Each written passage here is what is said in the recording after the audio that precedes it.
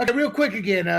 Caleb Downs. Talk to since to keep this going in order. Caden Proctor just went. You predicted Caleb Downs to go to the Cowboys, but then they actually took him. So that aligns with your thought process of what the Cowboys are trying to build.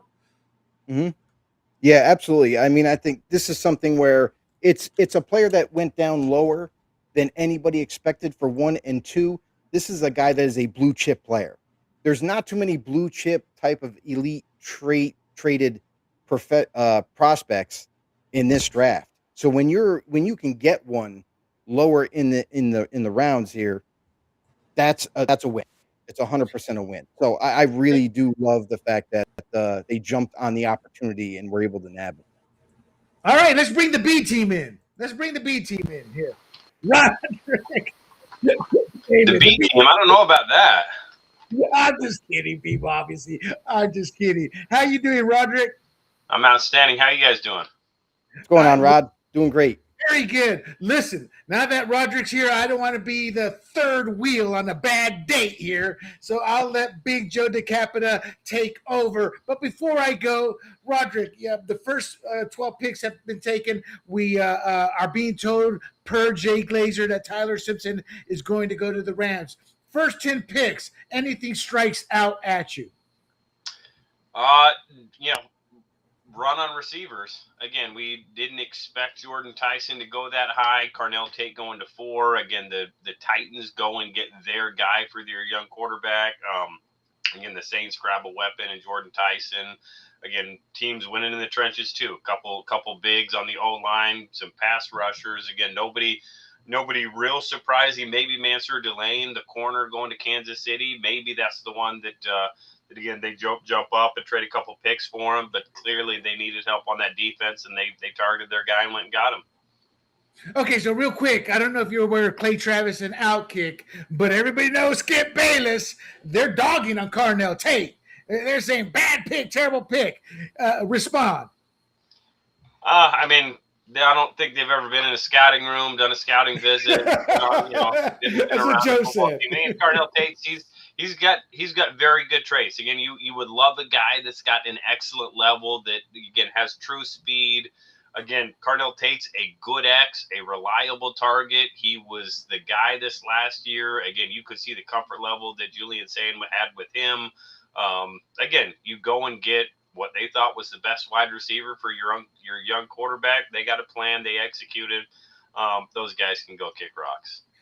David Bailey to the Jets. I say players go there to die because it's a Jets organization. But overall, that said, David Bailey about the best they could do at that pick in terms of what they're trying to build over there. Yeah. Again, you get a true ready to go pass rusher. Again, that was the question: Arvell Reese or David Bailey. And again, David Bailey knows how to rush the passer, and that was going to be priority number one for them. Again, where is Arvell Reese going to play, stack or edge? That question is out there. So again, when you go get a guy like David Bailey, he's going to rush the passer. It's probably going to be a 50% play time this year, you would expect. But again, he is going to get after guys. He is going to be the marquee edge for him going forward. So yeah, you love it, and they had their guy and went and got him. So Jeremiah Love seems like a different type of beast in terms of running back. And we haven't seen many running backs the last few years going high in the draft. Your thoughts on him going? I mean, obviously, I assume he's going to just slot right in and start. Your thoughts on him going to Arizona? Yeah, again, it's a great fit. If you look at what Mike LaFleur comes from, the system he's been in, again, he grew up with a lot of Kyle Shanahan influence, and obviously Kyle Shanahan has a pretty good one there in San Francisco with Christian McCaffrey. And again, I think they view that pick very much the same way. I fully expect it to look very similar to what San Francisco's done, obviously with the touch of Sean McVay in there as well. He's had some good running backs. Again, wins a little differently. The McVay-Shanahan tree, again, is an outstanding one. I expect big things out of Jeremiah Love. Again, they're gonna give him a lot of opportunities, run game and pass game.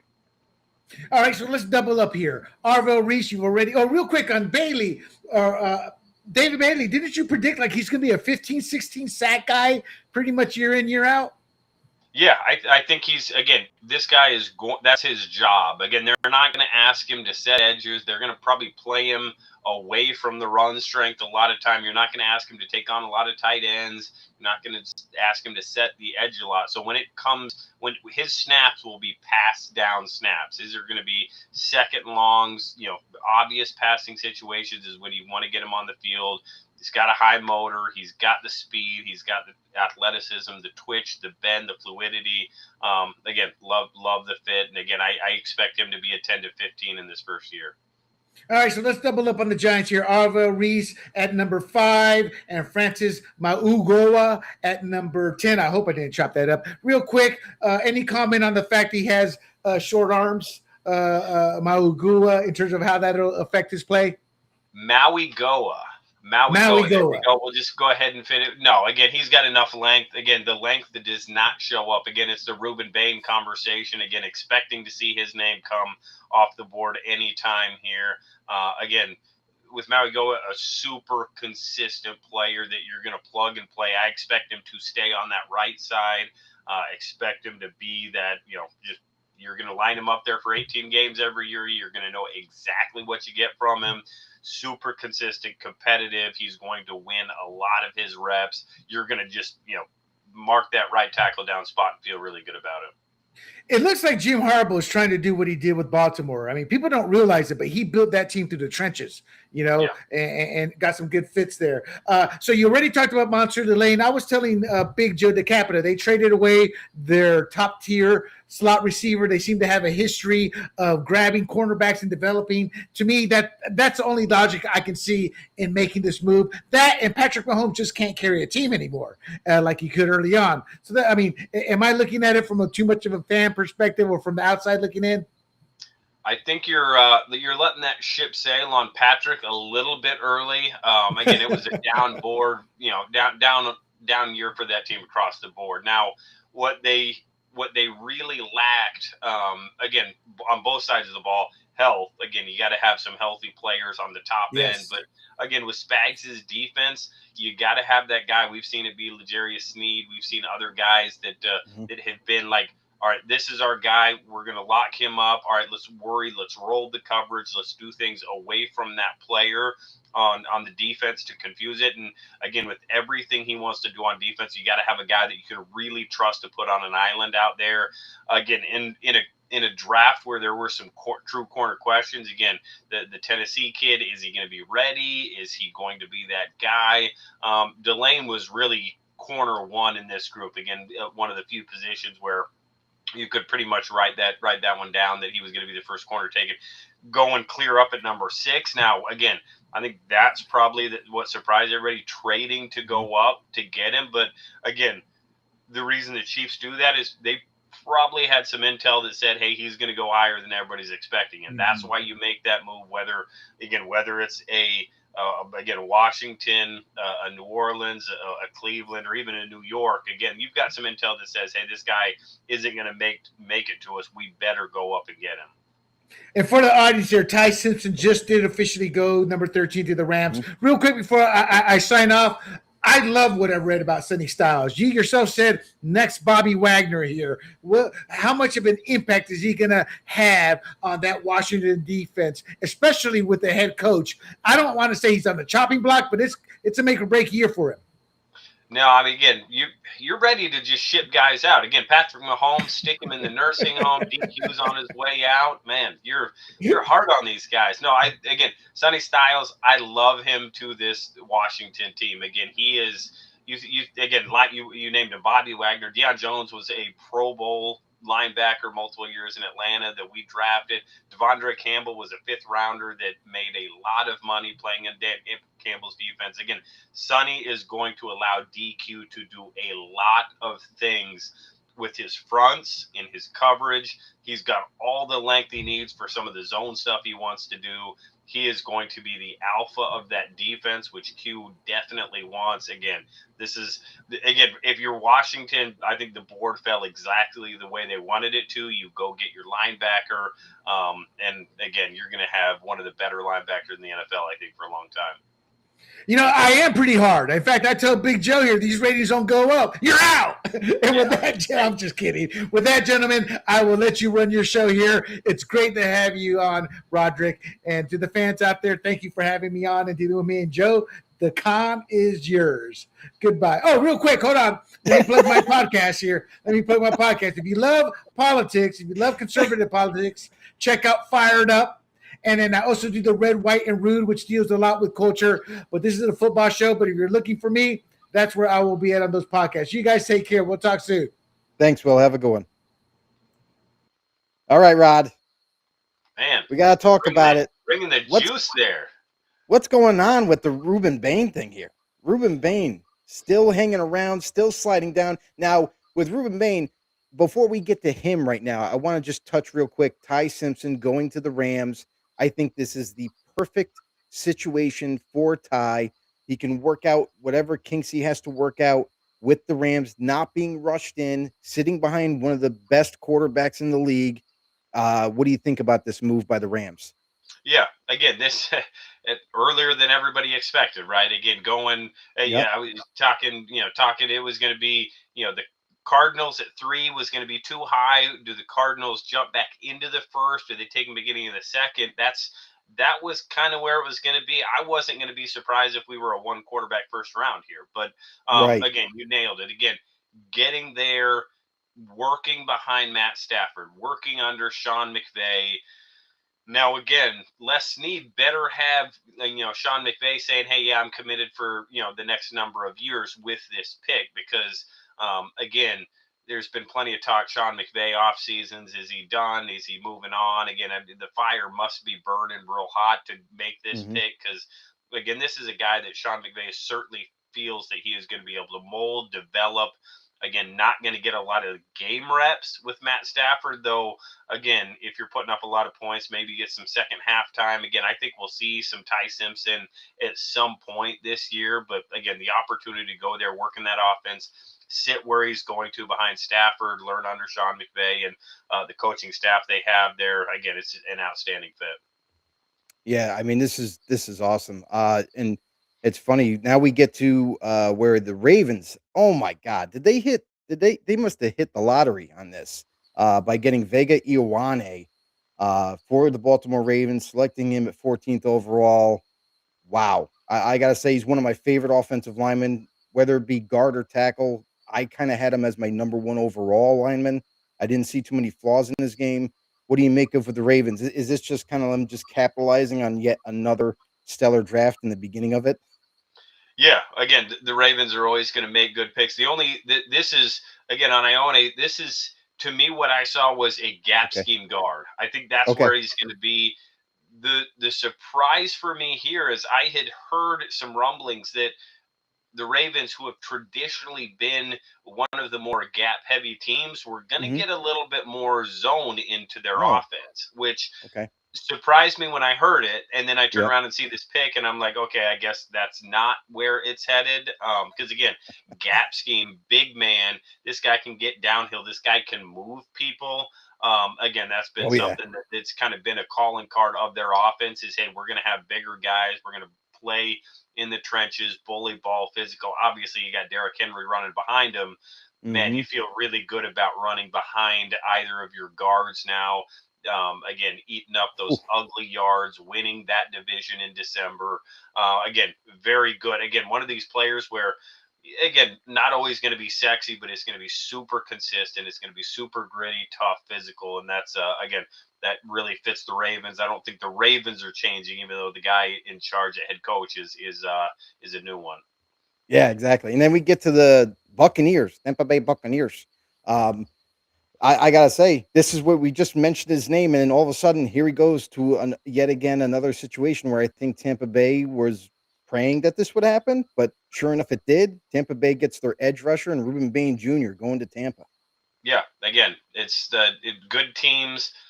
Good teams will sit and be patient and let guys, again, the way the first round is going to fall. Again, I am sure Jason Light and crew, Todd Bowles down there, is it, hey, is this realistic?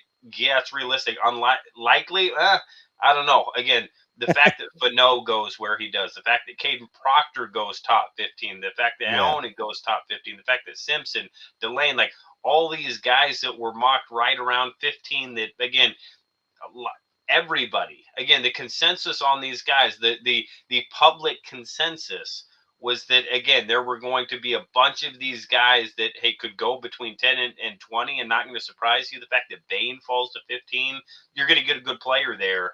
And again, perhaps it's the exact guy they were hoping. Yeah. Again, obviously comfortable with everything off the field that Ruben Bain has done. Very comfortable with, the arm length. Again, the production you put on the film. I think they're that draft room has to be ecstatic right now. They gotta be. I mean, Ruben Bain, and I had honestly initially I had concerns with the arm length and everything, but then when you really start to watch him play, and it doesn't matter what the arm length of the tackle he went up against, he just finds ways to get home. He has tremendous power, and I love the fact that he utilizes their levers against them. He Yeah. throws them off, displaces them, and ends up running right around them or through them even. But I like Ruben Bain a lot, and Tampa Bay, man, I can't believe he went all the way down to 15. But this is why we watch the draft, because you never know what's going to happen. Now we're coming up on the Jets with the 16th pick here. The New York Jets, they go David Bailey with the second overall pick. What do you view the Jets, how they're going to attack with the 16th pick here? What do you think they're going to go with? Yeah, this is an interesting one because I think there was a scenario where you're thinking, again, either Jordan Tyson, Carnell Tate, even, again, you're Yep. sitting there hoping one of those guys could be in this group. Again, if you start talking about pairing guys with Garrett Wilson there, again, you need some offensive firepower. Who your quarterback is, again, that's perhaps they're playing for next year. Again, going to see how it all plays out. But you go get a big X. You go get a Denzel Boston type to again Ooh, kind of pair, and you start talking about yeah. fitting that wide receiver room. You don't necessarily want a bunch of Garrett Wilson because they have different skill sets. Is it Mhm. Denzel Boston the right guy here? Do you perhaps look at Kenyon Sadiq, get another big time tight end here? Again, there's a number. Unfortunately, when you're not a great team, there's a number of ways you could go and be right, and Right. that's they're certainly in a situation here. Again, that is the corner from Tennessee, Jamon McCoy. Is he in play? Again, nobody they pull the card on anybody here. I'm not going to be surprised. But again, I start thinking about that wide receiver room, and Yeah. you want to upgrade that. Adding an offensive weapon would be key at this point. Like you mentioned, they got Garrett Wilson, but man, they really need to continue to build on that side of the ball with weapons. And honestly, you hit the nail on the head, my friend. The pick is going to be tight end Kenyon Sadiq from Oregon, a guy who I'm an extreme big fan of him. After starting to watch just how he moves athletically is ridiculous. It doesn't even make any sense at all. A guy his size and as chiseled as he is, running a 4.40. Are you kidding me? This guy, you could Yep. put him as a slot receiver. Put him out there as a slot receiver. Let's see any corner try to stop him. But man, I think Yep. great selection, offensive side of the ball. Just like you mentioned, you did mention his name, so you called it, my friend. I think the Jets hit the nail on the head with this one. Yeah. And again, we saw him line up at Oregon in the slot a lot. Again, they had two really good tight ends out there in Eugene. And again, Sadiq is, you're going to be able to do a lot with him. And again, when you think about versatile offenses that are going to find different ways week in to week out, you find a guy that's going to be able to make plays, whether, again, as a blocker, which he's got plenty of grit, toughness, knows how to play with his hands. He's got that edge to him. Again, he's also going to get out there, be in space, catch the rock, get down the field again. It's a good pick. Again, a player wouldn't have surprised me if he goes higher than this. But again, the Jets' patience sit two really good players in the first round. I gotta say, they did well with their two first rounders, so we'll see what else happens, going into day two for the Jets. But real quick, MF Gaming 4400 said, "What do you guys feel about linebackers going so early?" Yeah, I mean you're talking Arvell Reese at 5 and Sonny Styles at 7. Again, Arvell Reese, what's he going to play for the Giants? Again, with the way Hmm. that defense is constructed, I expect him to actually be more of a stack linebacker there that they utilize in some of their more cheetah packages, more their, again, third and long, known passing situations. Again, a stack linebacker that, again, I've said it all along, probably the best pure traits in this class. When you talk height, Hmm. weight, speed, athleticism, twitch, again, this guy, there's not a lot he can't do finding the right spot for him. So again, you get him a player like that at 5. You have a vision for him, which John Harbaugh is going to have a vision for this player, bringing him to this team. Again, it's not surprising. And then again, Sonny Styles, again, he is ready to go. We haven't seen guys with these kinds of traits real often. When they do, they go up this high. Again, we may not see another one now till round 3. Who knows? But again, 2 of the higher pure trait guys in this draft coming off the board in the top 10 doesn't surprise me. And they're going to be linebackers, but they're football players. Absolutely, and you said it, football players. Not only are they just football players, but with those elite traits, it makes them so special. And that's really what you want when you're picking in the top 10. You want a special type of player, a guy who's going to be a difference maker for you, whether it be linebacker, corner, wide receiver, quarterback, whatever. So, and that's what some of these teams have gotten. I'm really I'm a little surprised though, honestly, that Sonny Styles didn't get selected by the Giants at 5. I was a little surprised. I thought that might be a good target area where he would go. And Caleb Downs to me went a little bit lower than I anticipated. And the Cowboys kind of jumped the opportunity by swapping picks with the Dolphins to trade up one spot and getting Caleb Downs. What do you make of that move from Dallas? Is this a player that is too good to pass up for them, that they were like, "Hey, let's just go up and get him now"? Yeah, again, I think this Dallas one, there was a lot of smoke about Dallas wanting to go up and get Sonny Styles. And again, they Mhm. may have been, again, that phone calls may have been happening. But again, the price tag was just too high for him to go get him. Again, some of these teams, you're probably talking the Titans at 4. Hey, no, we've got to go get our receiver. We're not going to move back. Like obviously the Chiefs went up to 6, and then Washington wasn't going to get off that one. Again, hard to when you talk a couple of these teams in division, man, the division price tag goes up a little bit. So again, it just becomes too rich for the Cowboys to move up. But again, you're patient. You like Caleb Downs. Again, this was a spot that I thought Ruben Bain might come off the board. Again, at 5, the Giants were really connected to Caleb Downs with everything that they had been doing.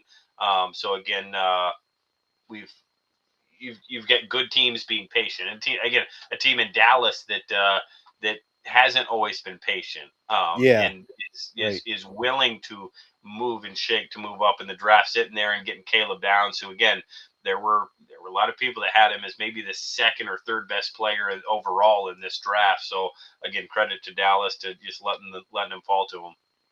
Yeah, and we got the Detroit Lions on the clock. I kind of really look forward them to rebuilding this offensive line. It seems like maybe the better target would be offensive tackle at this point.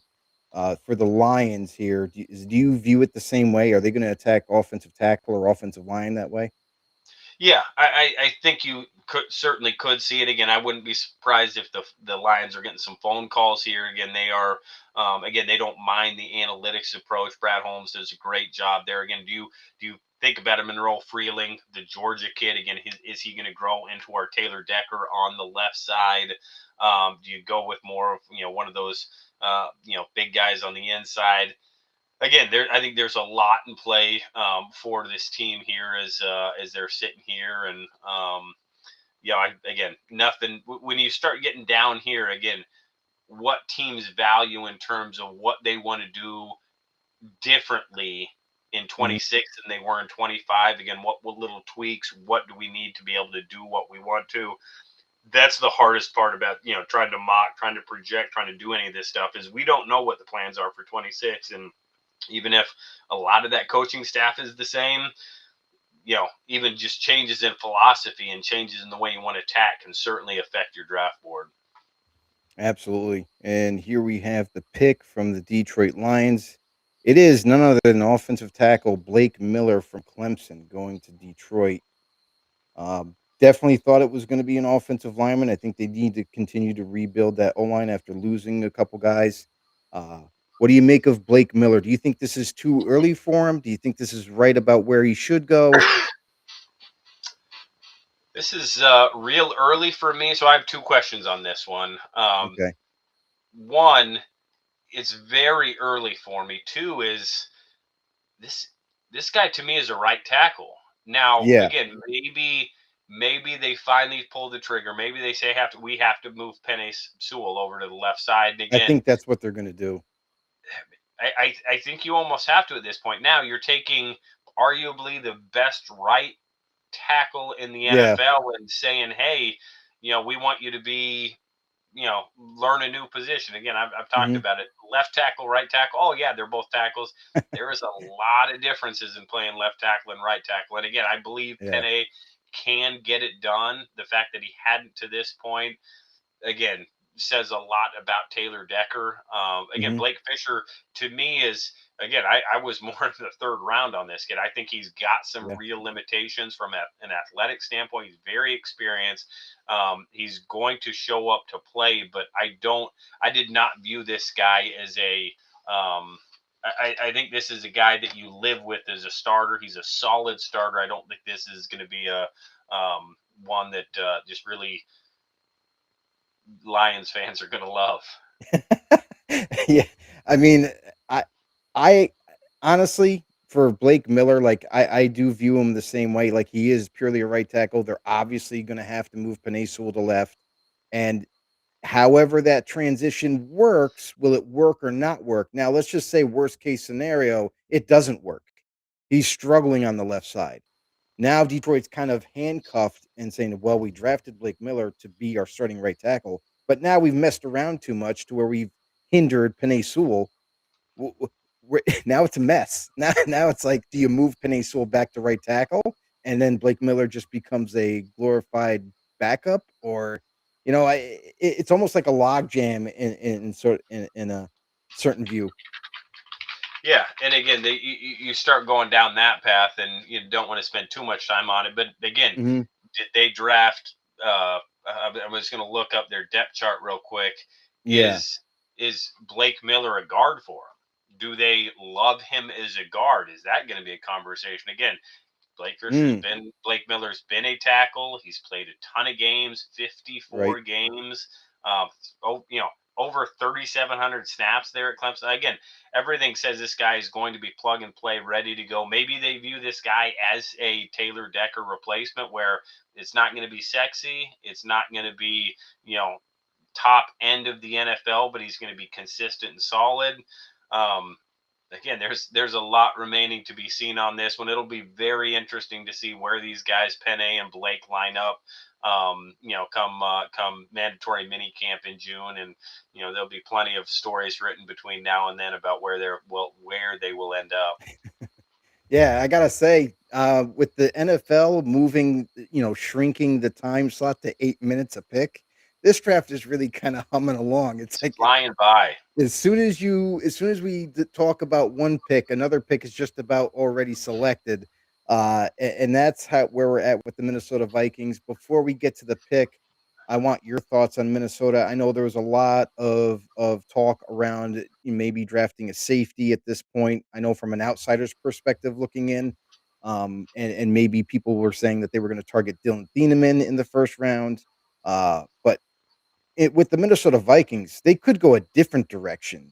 Like, would it be maybe the kind of look at maybe D line to kind of reshore up that defensive line that isn't really all together just yet? I feel like they could use better interior D linemen than what they have at this point. What are your thoughts on this?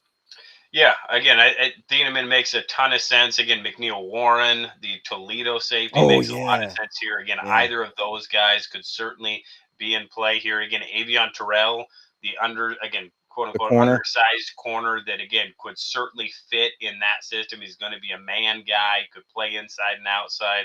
Again, I think any of these three DBs are probably the pick right here. Again, the wild card in this group, Cade McDonald out of Ohio State. If you want a Yep. big, again, they Yep. they did a lot last offseason to try to address that interior, and Hmm. it did not work out real well for them. Some of those guys underachieved a little bit, and they've since moved on from a couple of them. If you really like the run stuffer, what he can do on that defense, it'd be certainly a little departure for Brian Flores, but I expect him to stay in the secondary here. Well, the pick is in, my friend, and I'm going to be honest. I'm a little concerned with this one. It is a defensive tackle, but it is Caleb Banks from Florida that they selected in the first round. Had injury concerns going into the draft. I know that he had medical recheck from other teams that were trying to kind of nail down just how healthy this guy is going to be, maybe by training camp. Sounds like the doctors signed off and said that he should be fully healthy by training camp, so he can at least participate in that. But we got to talk about longevity. Can this guy stay healthy? Hasn't really done it that often in college football, but when he is healthy, at least in college, he's super dominating and disruptive.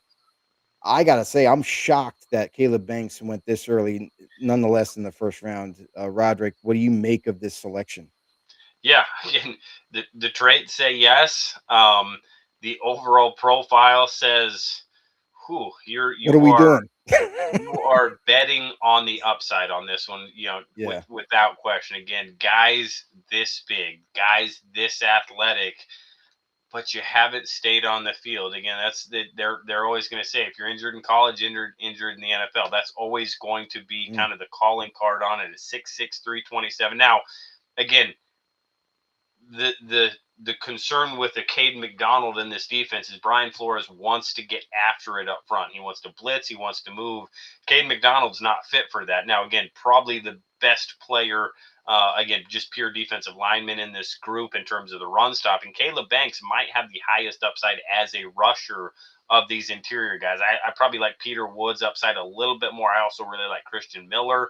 Caleb Banks, again, Brian Flores must have been really comfortable. They must have done a lot of work, and that medical team, man, they yeah, must have been living in Gainesville for a good portion of this draft process to feel good about this one. Because again, they were the group that was going to have to sign off on this one. right. And again, it's always one of the things you get it out of scouts' hands, out of coaches' hands, into the medical hands. And again, you trust those guys, you trust the group that you have. And this is a big pick for that Minnesota's training staff. We'll say it that way. Absolutely, absolutely. Vikings go and they get their guy. They're hoping that can stay healthy. We'll have to wait and monitor that as we get closer to the season. But and nonetheless, moving on now. We got the pick already in for the Carolina Panthers. Not really much time to talk about what they're going to be looking at, but again, we're going to see another offensive tackle go here. And I know a lot of people were high on this guy coming out of Georgia. Monroe Freeling ends up going to the Panthers, further shoring up that young off already. That team is so young already, and now they continue that trend with Monroe Freeling. Do you think Monroe Freeling is going to just come in and start right away at tackle, or um, Yeah, does he I have do. any concerns? Yeah, again, experience is one of those concerns for him. Again, when you start talking Monroe Freeling, you're talking a player again. When you start talking about upside, again, as much upside in this group as about anybody. Again, looks the part, has all the length, is going to grow in this offense. Again, this guy is athletic. He's got all the traits to do it at 6'7", 315. He is that guy. Again, the fact that Blake Miller goes before Monroe Freeling Yeah, surprises me a ton just because of the upside.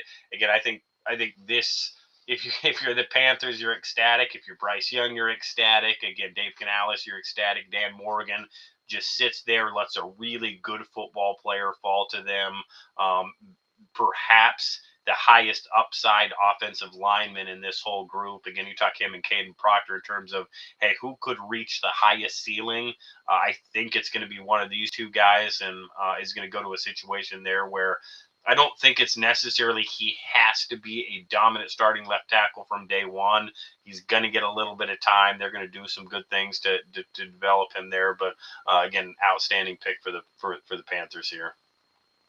Yeah, and it sounds like we got a trade for the 20th pick. The Philadelphia Eagles moved from 23 to 20 with the Cowboys. Cowboys moving down to 23. I'm curious, Roderick, for the Eagles moving up of 3 spots. What do you think they're really targeting? I thought early on, if Kenyon Sadiq was kind of around here, they would make that move and go get him, but he's not on the board. What do you think they're going to be targeting position wise? Eagles, Steelers, Chargers. Let's see here. That's a good one. That's not a long move. And you Yeah. did say it was the Cowboys moved up to the Eagles? No, Eagles moved up from 23 to 20. Cowboys So the moved down to Eagles and Cowboys 23. traded. So Howie Yes. paid the Interdivision. division tax. Yeah. Paid the division tax on it. Again, Howie's going to be aggressive if he's got to. Again, this is going to be a player that Howie probably had ranked in, right around 10 to move up 3 spots. Again, a player still sitting here. Again, does it become one of those safeties? You lose some guys on the back end. You want to short. Is it Tiedemann? Is it make me a Warren? They obviously have gone the Toledo route before. It's a good one. This is. I'm actually surprised that both these teams made a trade because they're in the division. I didn't think I would see that happening. But then again, let's see. It looks like the Eagles traded with Dallas. Eagles receives the 20th pick. Dallas receives the 23rd, 114, and 137. Making Is that that move. fourth round? 2 fourth rounders? That is, yes. Yep. That's 2 fourth rounders. All right. Gives you some ammunition to do some more moving if you want to, if you're the Cowboys. But again, it tells me the Cowboys probably have 3 or 4 players on the board they'd be comfortable with here. Again, if you're going to move down that many spots, it's, hey, we like these, say, 3 guys. We're confident one of them is going to fall to us at 23. Let's go ahead and grab a couple extra picks. And again, you're not. It's always a question scouts get asked this, through the draft process is, you like this player. How much do you like him? If he's lined up, if we see him twice a year in Dallas, in Philadelphia, if we see him twice a year, are you concerned this player is going to beat us? And that's always one of those things that can give you real clarity as a scout. Because I've been on both sides of it where, again, man, this player's really good. Again, if he goes to New Orleans, are you worried about him? It's like, no, I honestly, no, I guess maybe that's fine. He can go there again. I guess it's a level of like, not level of love. And again, I would expect that Dallas to be in one of these spots where, they like players, but aren't concerned about him going to Philly. Yeah. So it looks like the Eagles made their pick. It is wide receiver from USC, Mekhi Lemon. Myself, I'm not the biggest fan of Mekhi Lemon. I think he's a good player, no doubt about it. But again, I think taking a slot receiver, I understand he's got phenomenal hands. He's got great route running skills. He's got that physical body type that you like. He can bounce off of defenders and keep it moving. But again, the Eagles must really love Mekhi Lemon to make this move, and also because they kind of value a guy that can be in that slot and be there down in and down out. Roderick, I know that you're a fan of Mekhi Lemon. What do you think about this move for the Eagles? Does this indicate anything extra? Like, is this also a move that is going to further prepare them to move on from AJ Brown? I mean, that's certainly where everybody's going to go with it, right? Again, Right. regardless of anything, again, very different skill set than AJ Brown. Again, they're not replacing AJ Brown with Mekhi Lemon. Very different skill sets. Again, the Eagles, if you want to talk about struggles, especially the quarterback spot this last year, it seemed like the they really wanted to get the ball downfield more this year than I think we had seen in the past. And with Mekhi Lemon, you're going to have a really consistent short to medium range wide receiver that can do a lot with the ball in his hands once he gets it. So again, you talk about a pick that is going to be a bit of that security blanket. It's going to be your underneath check down that still has some really nice ability down the field, setting up blocks, being physical with the ball in his hands, getting yards after the catch.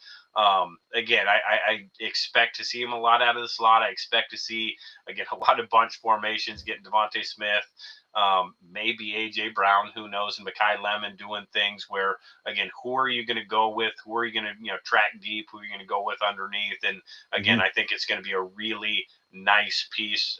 Again, get Jalen Hurts back to improve that completion percentage and get back where he is expected to be.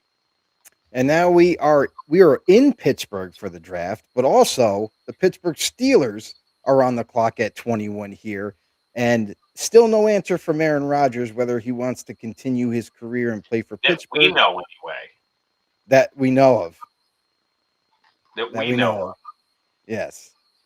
But there's been a delay in his decision officially.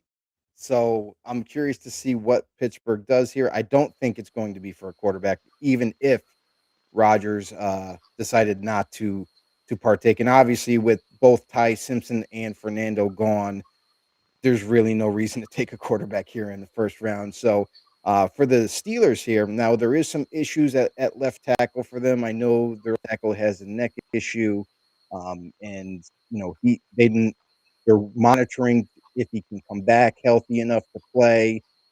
In this situation here at 21, could this be a spot where Max Ianacre or Ian Achor, I don't even know how to pronounce his last name, but it's one or the other. Do you think Max might go here, even though he's a younger prospect, still needs to kind of develop a little bit more? Or do you think they go a different route?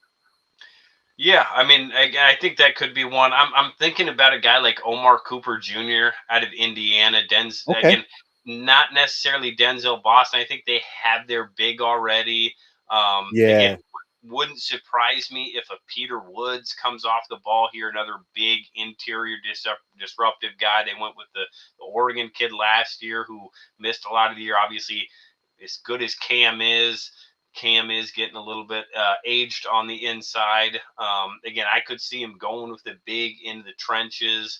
Again, maybe So this they could be want to go. Caden? It could be. It could be.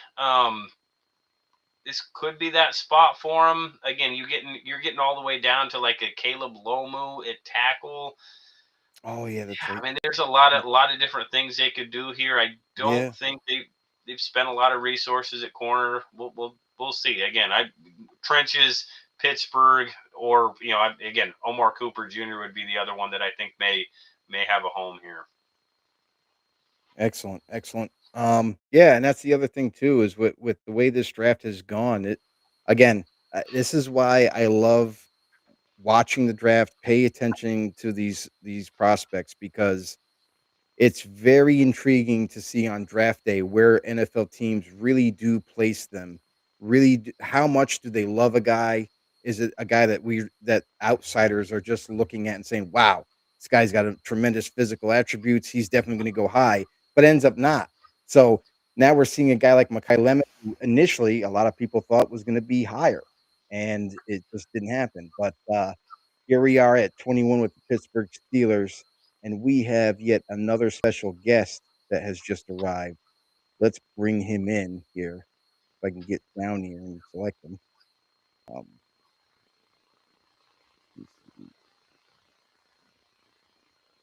But anyway, let's see. And the anticipation is killing me. I know. I got too many windows opened here. But anyway, the way this draft has gone, it's been going flying right by.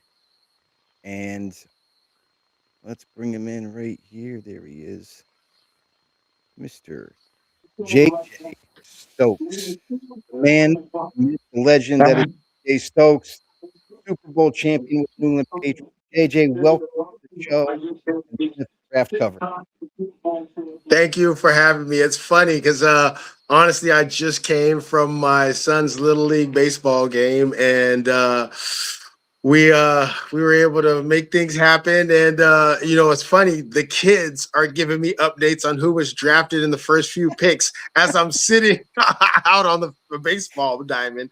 And so I get home obviously with a quickness to see what's going on. So thank you guys for having me. I do appreciate it. It's a fun time of the year. That means football's getting started again. Absolutely, man. It's that time of the year where all teams look to get better no matter what the situation is. JJ, I got to ask you now that we have you on the show, what was it like for you for the draft upcoming for yourself? What to expect? What were some of the things that you had to do and prepare for as it came to the draft? The draft was actually kind of tricky for me because the things that happened with me were I remember working out for Green Bay, for Kansas City, supposed to fly to Philadelphia and New York, and that not working out. But I know that they're highly interested. So I was truly interested in playing for whoever wanted me. At no point did I get an indicator that San Francisco was going to do what they did at that particular time. So it was exciting, man. I'm a football lover. Grew up. I have three older brothers, all of whom played Pop Warner football, high school football, and one in college, and one tried out with when they had the USFL. So football has been my life. And so, it was truly fun to see where I was going to end up, but give my heart to that city. And it turned out that it was San Francisco, and that's what happened. Excellent, excellent. Love it. We are on the clock with the Pittsburgh Steelers right now. The Steelers have selected it. I got it right, Rod. I got it right. Offensive tackle Max Ianichur is going to the Pittsburgh Steelers. A kid that I highly value. He's super young, 20 years old. There's a lot to like with him in terms of being able to be moldable. It's still early on in his career, obviously, just having basically 3 years of college football to get prepared for the draft. But kid coming from Nigeria is great story, great kid. I can't wait to see him in the NFL, and I hope he develops to be an all pro. Roderick, how do you view Max Ianichur? Yeah, no, again, you nailed it again. Ton of upside with this pick again. For him being young, for being a little bit inexperienced in a lot of ways, again, his game was pretty consistent. And again, that's what you like to see with a lot of these young guys coming through is the consistency of tape. He's going to be expected to play early on and again needs to be consistent.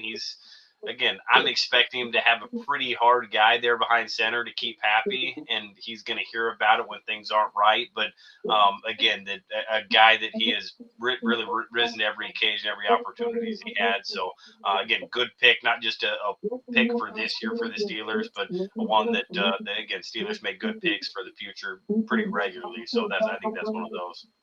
Yeah, JJ, you got to feel pretty good. Every time you had a good offensive lineman blocking for your quarterback, so then you'd be able to get the ball once in a while, right? Hell, fighting between Jerry Rice and T.O. That was hard times, man. You know what I'm talking about? That was hard times. But yeah, we were all fighting for it. But let me just say this.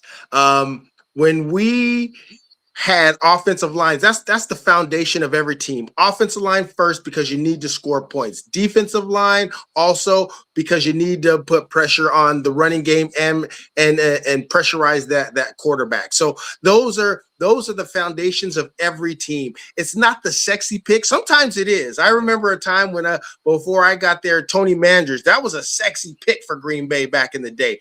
But you don't really find linemen as being that sexy, but there are some sexy picks at linemen. It's rare, but that's the foundation of every team. So you understand that without them, nothing else happens. They do the dirty work. They're the grunt. And they have. If you align offensively with the offensive linemen, sometimes when you're getting handed to you, those linemen will come help you out and set those DBs or those safeties straight when they try to take those cheap shots. So I've always befriended the line because I knew that's where our bread was buttered. Absolutely. Max, Ian Aker. I'm still trying to figure out which way to say it. But again, really good kid. I mean, 6'6", got the length. You're looking at 220.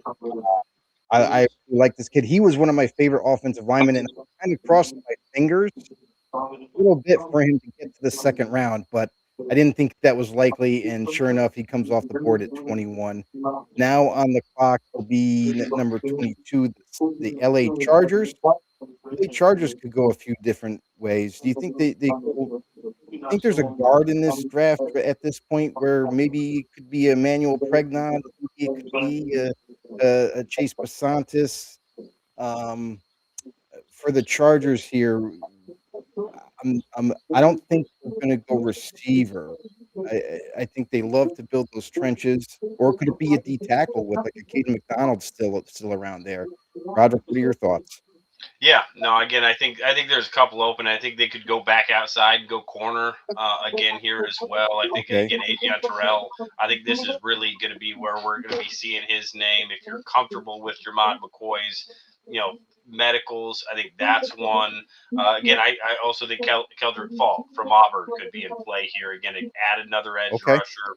Obviously, again, they've just haven't been able to stay healthy there. Again, grab another young piece. Again, if I'm probably I'm probably circling Falk here is the guy that I would pick. But again, they got some good options here, and if they can keep that O line healthy, again, one of the better looking O lines in the preseason, and it all fell apart real quick for them. Right on. JJ, for you played with New England, you played with the 49ers. What are some of the things that you look forward to in the draft when it comes to those teams? Do you still root for those teams, or are you are you kind of like just a overall NFL fan at this point? I love watching NFL games, and I would wake up early, get everything done. Now, I usually get things done the day before so that I don't have any honeydews. The thing that I can't avoid is my kids' games, whether it's soccer, basketball, baseball, and even flag football comes on Sundays. So my time gets taken. So I have to record everything that comes on, come back and watch it. But I still love the teams that I play with. I still have an affinity for. My heart still is in San Francisco, but I do look out for Jacksonville. I do look out for New England and wish them the best, especially having played 3/4 of a season with Vrabel. I wish him the best. He was a quality individual when I was there, and I understand that they got there in the first year, but I look out for those teams. I wish them the best, but overall, I love watching the game, especially the teams. Of course, I'm a receiver. I love the efficient passing games and the ingenuity that certain passing attacks have, and they're able to manipulate the defenses much better. It's exciting. Overall, everything is exciting to me. So every year, JJ, do you root for more and more receivers to be drafted every year in the first round, or are you just like, whatever happens, happens? I love for receivers to get drafted, but I don't root for them to be drafted. The ones that are putting the work in and able to be drafted, it's a blessing. But that's just the start of everything. Let's just be honest with it. A lot of guys get there and they say, "Oh, I've made it here." No. That is just the start. You're at 20, 21, 22, 23 years old. I mean, I'm a Martin guy, still wet behind the ear. Those kind of guys, they still have a lot of growing up to do. Thankfully, for me, I went to a veteran team that showed me how it was done. Didn't step out of line. But when you have a younger team, you kind of grow together. It just depends. What's the fit for that particular receiver?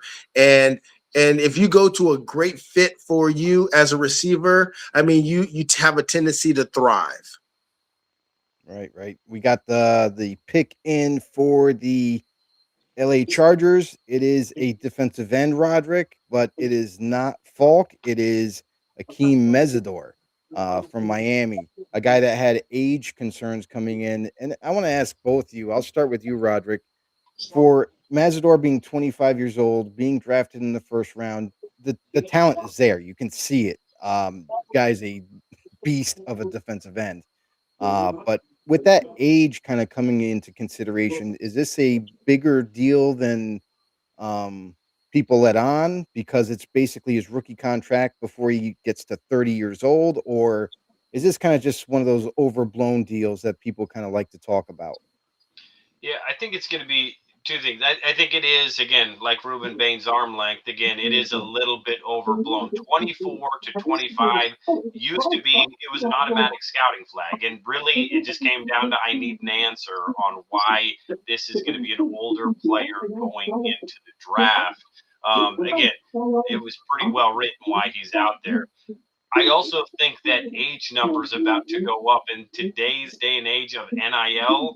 We're going to see players coming into the NFL at an older age. Not necessarily the first round. We're still going to get a lot of our underclassmen. We're still going to get a lot of, again, true third and fourth year players. But I think that average age of a draftable player is going to go up because guys are staying in college and making good money. And again, I think this could just be kind of an acknowledgement of that. And hey, we're going to get at least 4 to 5 good years out of him. If we get a second contract, great. If not, hopefully he helps us win a bunch of games in the meantime. And again, a player that is ready to go, polished as a rusher, has a lot of good stuff to his game. And JJ, how do you feel about this whole age talk about these prospects, whether they be 24, 25, 26, whatever the case may be, coming into the NFL? Do you think that has any effect? Or again, do you agree with Roderick that, age is just a number? And if you can play, you can play. The more I think about that, the more I understand that as an offense and defensive lineman, I think you have tremendous amount of opportunity to play several years, whether it's defensive end coming off the edge or interior line. But here's the thing, like when I look at the skill positions, because it's quickness, speed, agility, those things dwindle when you get older. I think you can get smarter as a defense and offensive lineman to still manipulate things so that you can be effective later on. And we've seen that throughout the years. So I just feel like at those positions, it makes sense to go there. If you're trying to win immediately and you draft an older skill position, I feel like you're expecting them to come in and make a huge impact because of their age and they're more mature than an average rookie coming in. But in the interior line, offense, defense, and even at quarterback, honestly, because they can play forever, I think those make sense to have somebody come in that's mature, that can step right in and be effective immediately.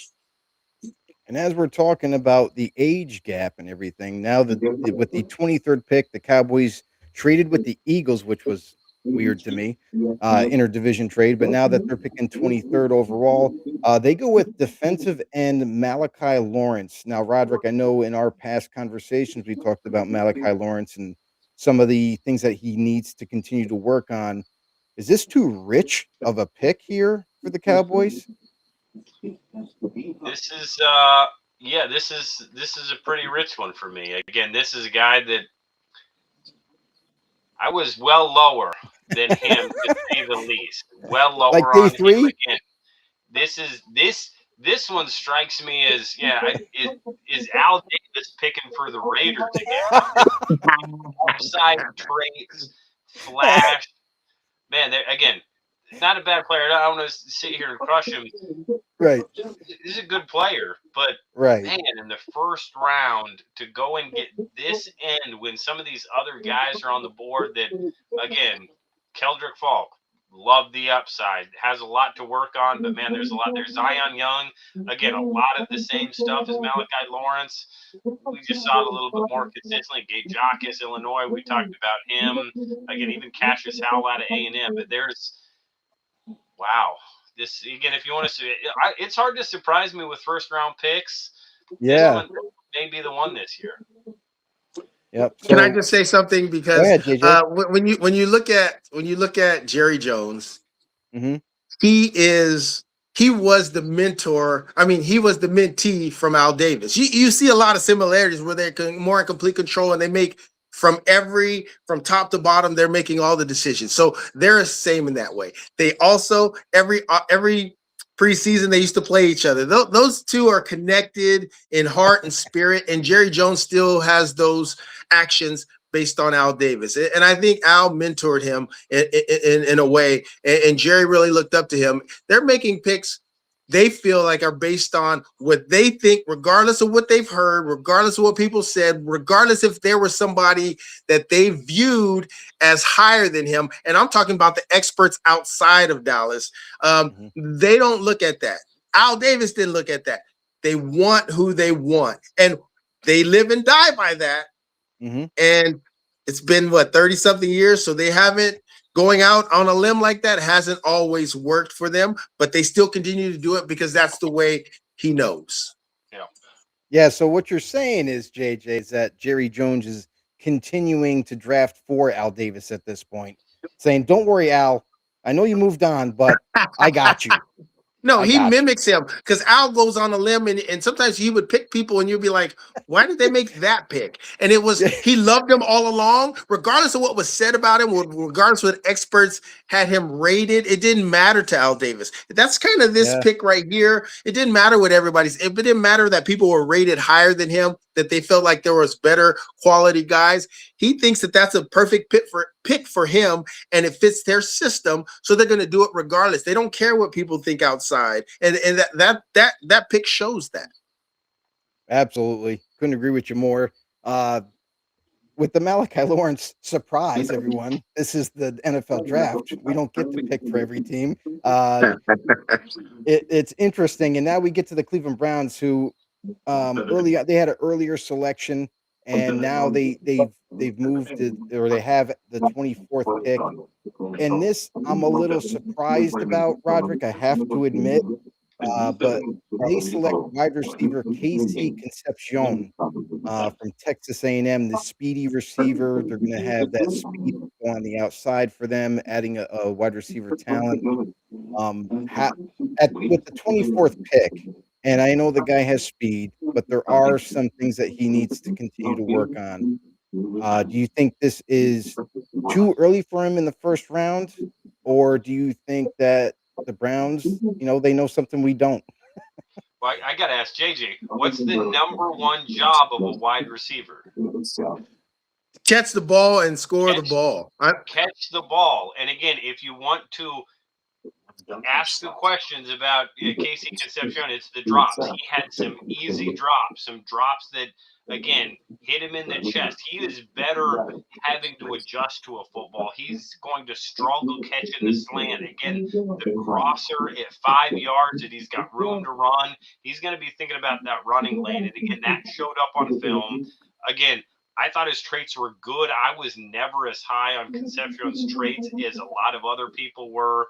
Again, I didn't think he played quite as fast, quite as explosively as he tested. But again, always goes back to the hands for me. That's your number one job. And if he is a sufficient level hands guy, it is hard to improve those hands. You can either catch the rock or not. Again, this is probably about where most people thought he'd go. I had a lower grade on him. I thought this was more of a third-round wide receiver, a number 3, maybe step in as a number 2 for a week or two on your team. But again, the Browns go to get a guy for whoever ends up playing quarterback for him will have somebody that they can throw the ball at because he might not always catch it. JJ, you have a super fan in the chat. Said, "Yo, my man JJ. Which wide receiver playing today do you think will rival the likes of Jerry, T.O., Moss, Megatron, or Larry?" Wait. Let me just end that right now. None. I don't think, because 16 years, 14 for Ma and 20 for Jerry. There's some quality receivers out there that are doing spectacular things. And the longevity, I don't know. The numbers, you have to have a quarterback. They were fortunate to have all those things, and that's not likely to happen. Let me say that. But let me get back to Concepcion. The thing about him, when you talk about catching the ball, speed is definitely an asset. And I think what people are starting to do is think that they can. They can work with somebody enough so that they catch the ball. And if you have them run particular routes, not crossing routes, not quick routes, but routes down the field and out. They have time to adjust to the ball, but it's going to take a lot of work. A lot of these guys come in and you wonder how much work they've put in catching the ball. They run the routes. They're fast as lightning. But at the end of the day, that receivers coach has to spend time with him. He has to spend 20, 30, 40 an hour on the jugs before practice. He has to catch all the balls from the quarterbacks, get accustomed to that. He has to spend 20, 30 minutes after one-on-one receiving, catching the quarterback's balls. He has to dedicate himself because, like I said, it's just getting started right now. And if he's a person that you can't rely on, then it's a wasted pick. If he's a guy, especially in the first round where the expectation is so much higher than any other round, he has to now say, look, they've invested this in me. I got to go make sure I secure every catch thrown to me. I have the speed, but we're not always catching the ball down the field on post goes, post corners, deep outs. We have to use our speed to create separation in those shorter or intermediate routes. And I got to make sure the quarterback has enough confidence and trust in me that I'm going to make that play. So he has to take it upon himself. But at the same time, the receivers coach has a job to do and make sure he's prepared to catch every ball. And whether that's staying in after, before, during, getting extra work, that's where it needs to happen, especially as a rookie, because as a rookie, you get really excited during the course of the game. I've been there and I've dropped some passes as a rookie. I'm like, man, I've never in my life has this happened to me. But I think the excitement that you're in the NFL, it's a new situation and people are so excited to and you just get overwhelmed. But what you have to do ultimately is calm down, relax, know that you played this game your whole life and just catch the ball. We've seen that with the Bengals receiver, him starting out in preseason, his rookie year, and now he's one of the highest paid receivers in the league. But he started out dropping the ball and they were on him because he just needed to settle down and play his game. And so I'd say that to this last pick also. Settle down, play the game, but get that extra work in because you have had drops that are unnatural. Yeah, and it's I'm glad you brought up the jugs thing because again, it was a conversation we had in the Atlanta draft room. A wide receiver a little bit further down the board that again had a lot of really good traits, and again now that's the always go to, right? Again, let's say, oh, I'm just going to stick him. He's going to catch 50 jugs before practice, 50 jugs after practice, and there was a veteran coach who said, is he going to be sprinting across the field with a DB chasing him every time he catches out of the jugs? Because his point was the jugs are different than catching it in live action. Again, he didn't love the jug. His motto, which again could be true, could not be true. Again, you can either catch it naturally. There's a limit on how much better you're going to get. And again, perhaps we'll find out with Casey what that upside truly is working the jugs. Because again, you nailed it. He's got to calm down. He's got to focus, and he's got to again catch one ball at a time. And he put out his big long letter about being the best player in the draft. And great, you've written a check. You better make sure you got money in the bank to cash it. Absolutely. And let me just add this. He brought an added dimension because he was in the punt return game. And that's another way that they can ease him into the mix. I don't know that they're going to do that being a first round, but you catch a few punts back there. I've been back there. Now you want to talk about lonely? You can catch a few punts and get settled in. And but ultimately, it boils down to you have to catch the ball, and you have a guy in Caleb Williams that's gonna get the ball there in a hurry. So your reaction time to his passes better be there, because if he doesn't have confidence in you and he lets that be known, then you're not going to touch the ball, and it's going to be a wasted pick. Absolutely. And JJ, I wanted to ask you this: if you had to pick one trait for a wide receiver that they had to be absolutely no doubt about it, had to be great at the NFL, what would it be? Because I know it's tough. You can't have them all. If you had to pick one. You know, I've seen and I continue to see a lot of receivers that they don't have the vertical speed down the field, but they have the quickness and they can catch the ball. And if you have quickness and can catch the ball, I think you can be a tremendous receiver in the right scenario, because I see some guys that they play the slot only, a lot of quickness, catch the ball. I see a guys outside, they got a lot of quickness, they can wiggle off the line and they can get separation and they can catch the ball. So the quickness, I think, for me is outside of catching the ball, quickness in your movements, whether it's linear or vertical, or side to side. I believe that is a huge issue, and it oftentimes get neglected because it's sexy to be a 4-3, 4-2 guy, but not everybody is that. So I think if you have a lot of quickness and you can catch the ball and separate, I think that you can't replace that. Absolutely can't replace that. But the Bears can make a selection for us at 25 here. They go with safety Dylan Thieneman, strengthening their back end of their defense for the Chicago Bears. Roderick, what are your thoughts about this player? I know we talked about him before, how possibly he could go a little bit earlier than this, but man, I think the Bears got themselves a win here.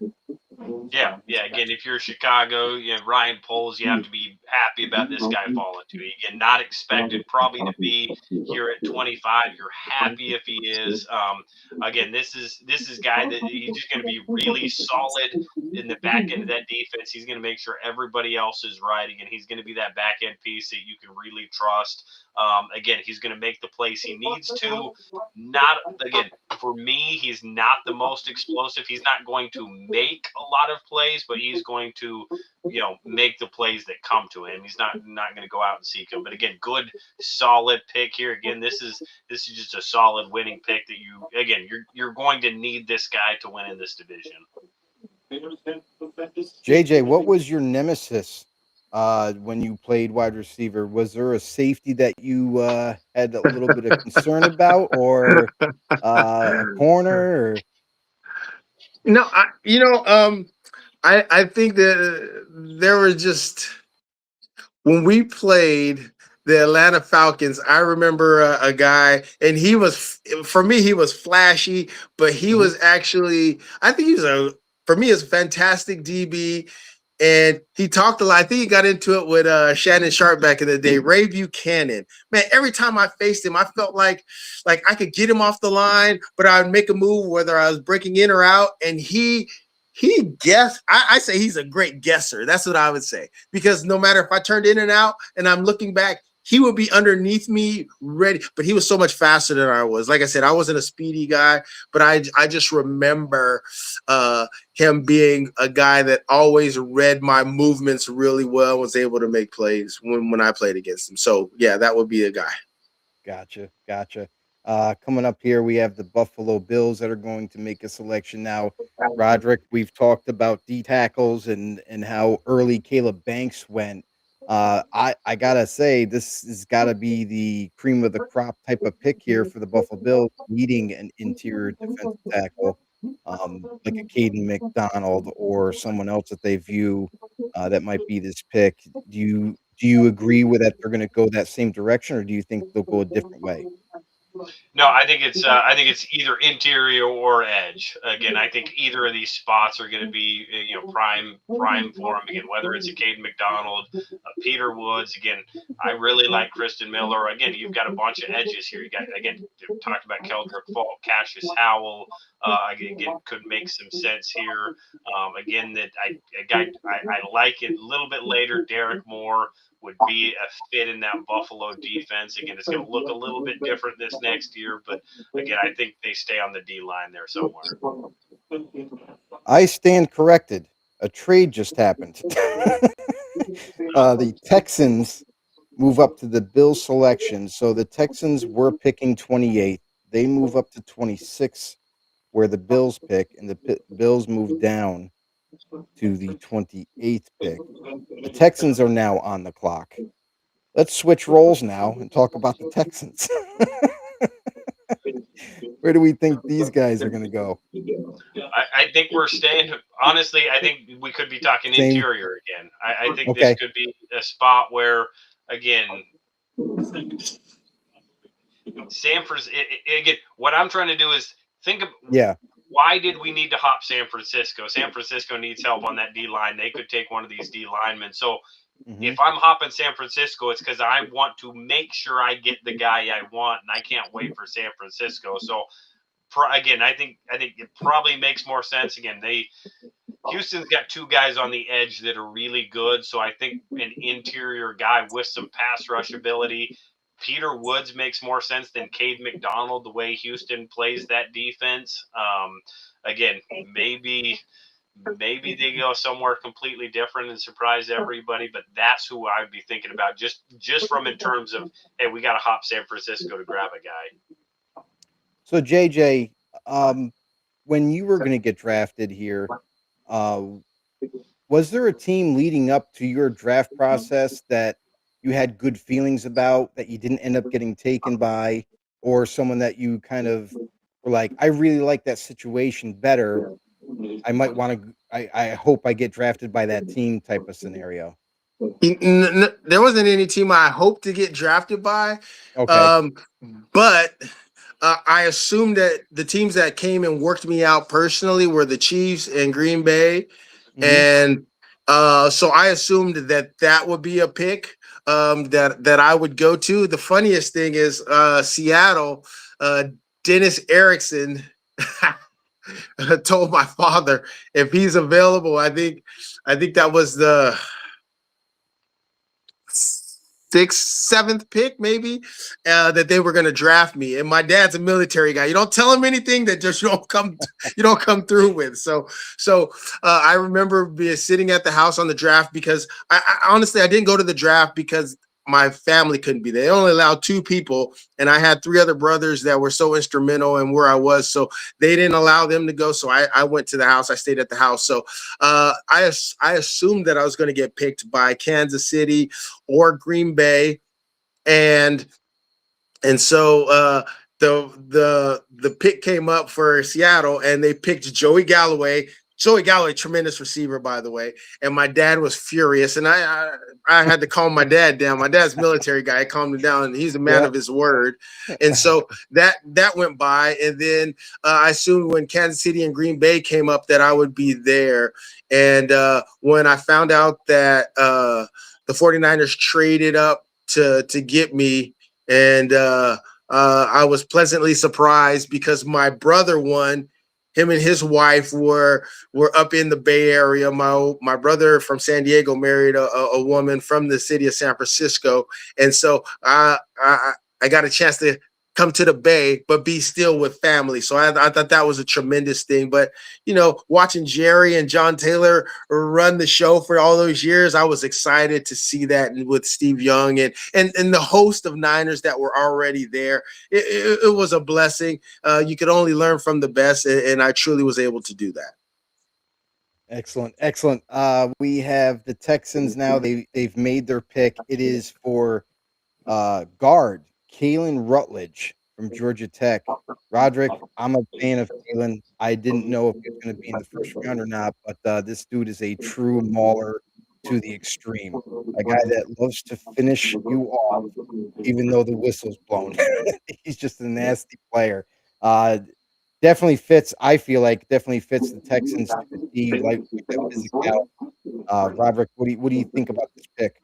Yeah, again, makes a ton of sense. Again, you got to protect Stroud. You got to get that offense back clicking again, both in the run game. They've got to. I'm sure they're going to address that running back spot, their running game more in this draft. They may draft a couple more offensive line, but by the time this thing's all done, got to protect the franchise back there in C.J. Stroud. And again, you go and get a guy that's going to be ready to play. Again, you talked about the nasty. Again, coming from Georgia Tech, really well coached. He's going to be ready to play in that outside zone offense. He's probably a little more of a fit for inside zone. But again, when you talk about those requisite traits, this guy would be a sufficient to good level inside zone blocker. What can we do to be a good outside zone blocker? Well, be relentless, nasty, and get after people. That's how you overcome some of those deficiencies you may have. I think that's Kalen Rutledge. And again, you find a way to, again, be really successful in what they're going to do there in Houston. The funniest thing about like when you say he's big and nasty, and then you see the highlights of him being big and nasty, it reminded me a lot of a guy that I had the opportunity to play with, Kevin Gogan. I mean, he Oh was yeah. big and physical and nasty. And after the play, you could see a few jabs to the solar plexus, and it was just like, yeah, I like that. You got to you have to set the tone as an offensive lineman. And they like when you get a big nasty lineman, and we had a lot of them when I was in San Francisco.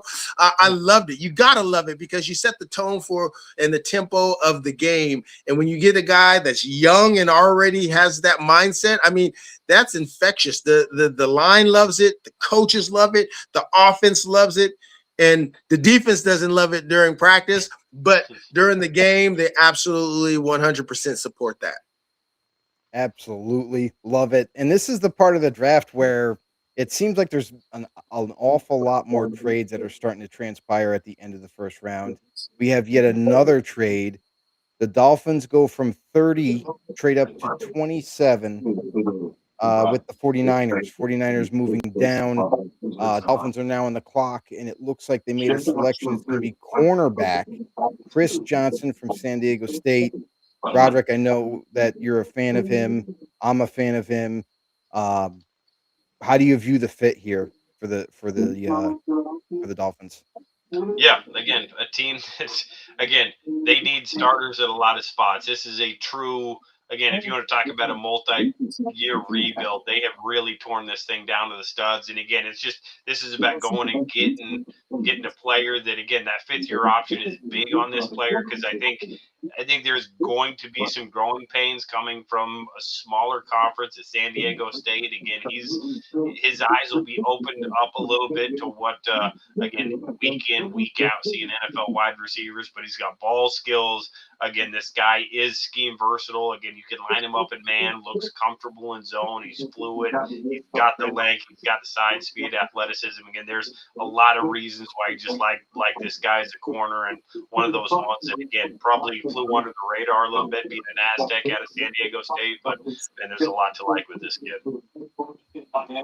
Excellent.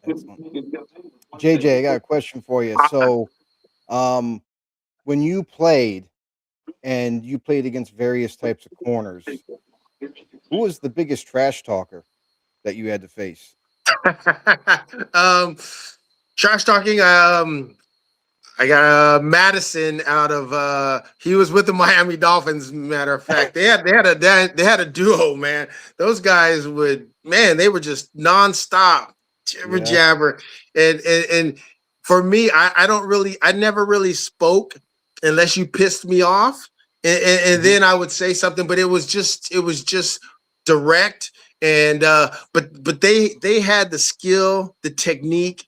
And they had a damn good defense, by the way, back then. So they knew that they were going to get to the quarterback with Taylor, and then they had Zach at the linebacking positions. They had Hall of Famers, and I honestly surprised that those guys they did a lot of talking, but they backed it up with their play, and I think they were a duo that both made Pro Bowls when I first got there. So they were tremendous with that, and did a lot of talking. I'm from San Diego, so I do know a little bit about San Diego State, and I got a chance to watch this kid, and he has good makeup speed. He has good technical skills when it comes to playing the cornerback. So I love seeing that, and I appreciate seeing that. One, because I'm from San Diego, but two, I remember when a small running back named Marshall Faulk came out of there, and everybody was like, "Who is this kid?" Until he exploded. You couldn't help but notice that on the scene, and had a chance to play against that too. But this kid does an excellent job, technically sound, and you're right. He's going to face top guys, so he's going to have to over prepare with film because his footwork and technique are there, but you have to understand and learn the receivers and what they like to do and the movements. And it's going to be that type of adjustment for him. But I think he's up for the challenge. And, when you come from a smaller school, as they say, you always feel like you have something to prove. So he's going to have something to prove. He's going to have that chip, and he's going to be ready to play. I'm excited for him. Excellent. Love it. You know what? We're going to keep the trend going. Why not? Because there's another trade. We got the Patriots moving up now to the 28th spot, and the Bills trading down to the 31st pick. Bills continue to move back. Now that's two separate moves. They've moved back, collecting more picks. Patriots move up to 28. There's obviously a player that they have in mind, and the pick is already in. They didn't waste no time. It is offensive tackle Caleb Lomu. Now, Roderick, I got to ask you, with all the rumors around Will Campbell at left tackle, and does he have to be kicked in the guard? Is this a move where Caleb Lomu is going to take over that right tackle position? See what I did No, there? you've now drafted and have your 2 tackles for Drake May. Again, Will Campbell's going to be just fine at left tackle. He is going to grow. He's going to have another year of development. Forget the Super Bowl. Forget what happened in the playoffs. Will Campbell's a good player. You just now have your right tackle of the future. Again, this Patriots team, it run out there some guys at tackle that I'm fairly confident they would have felt a lot better about at guard. Again, that had not been a real stable position for them. Again, I think you've now got your 2 guys to protect Drake May, get him comfortable in the pocket again, which was really apparent throughout the playoffs that he was not comfortable in the pocket. Again, you've got 2 big guys on the edges that he's hey, feel good. Sit back there, have a cup of tea, find an open wide receiver. Again, that's this kind of pick that the Patriots are making here to really solidify that offensive line. You know, let me say this. When I hear an offensive line, it's for me, hearing an offensive lineman being selected from Utah, knowing that they've predicated everything off the run with the coach who's now at Michigan, but it's almost like me hearing they drafted a receiver for Ohio State. You know he's going to be ready because that's what they did. They threw the ball, their timing, their routes, their footwork. That's Utah. That's Utah offensive linemen. I think technique-wise, they are always sound. They run the ball, so they're physical. It's a no-brainer. It's a no-brainer when you get a Utah, at least up until this point with the coach leaving. I don't know what you're going to get here moving forward, but when you get a guy that comes from Utah offensive lineman, you know that he's an aggressive guy. He can play the position and he's technically sound. JJ, do you have time to finish out the first round with us, or do you need to take off? You know I can wait to the 49ers pick. You know I can always do that. I'm going to stay here to the 49ers pick, even though I got people barking at me, but I'll do that. All right, cool. So right now we have the Chiefs on the clock. Chiefs have already made their selection that quickly. They knew who they wanted. Roderick, you talked about this guy a couple different times throughout the first round. He finally goes to the Kansas City Chiefs, and that is Clemson D tackle Peter Woods. Yeah, again, good versatile guy. Again, was a top guy on a lot of boards coming into this year. Again, like that Clemson team, we've talked about it, underachieved. He underachieved. His flashes are top 10, top 15 flashes. The problem was he was really inconsistent. Again, really disappeared in some games. Again, that's the question that the Chiefs answered or tried to get answered. Teams tried to get answered through the draft process was the why. Again, an injury? Was he dealing something off with something off the field? Was he a little bit fat and happy? Probably got paid a little bit there to come back to Greenville. Again, teams had to get comfortable with those answers. But again, at this point, the first round, the Chiefs have hit on some pretty good defensive linemen around the end of the first round, beginning of the second. Again, they're betting on the upside with this one. Again, he's going to fit Spags' defense. He's going to be able to move around. He's going to be able to play inside and outside. Again, that's a good pick right here for the Chiefs. Excellent. Now that brings us to the Texans. Texans picking 30th here. I got the 49ers. Or 49ers here. I didn't change it. That's what it was. Right? Yep. 49ers right here. Better be the just in time. Just in time for JJ to bounce out as soon as the Niners pick. This is fun times. I remember, I was from San Diego. Everything's laid back.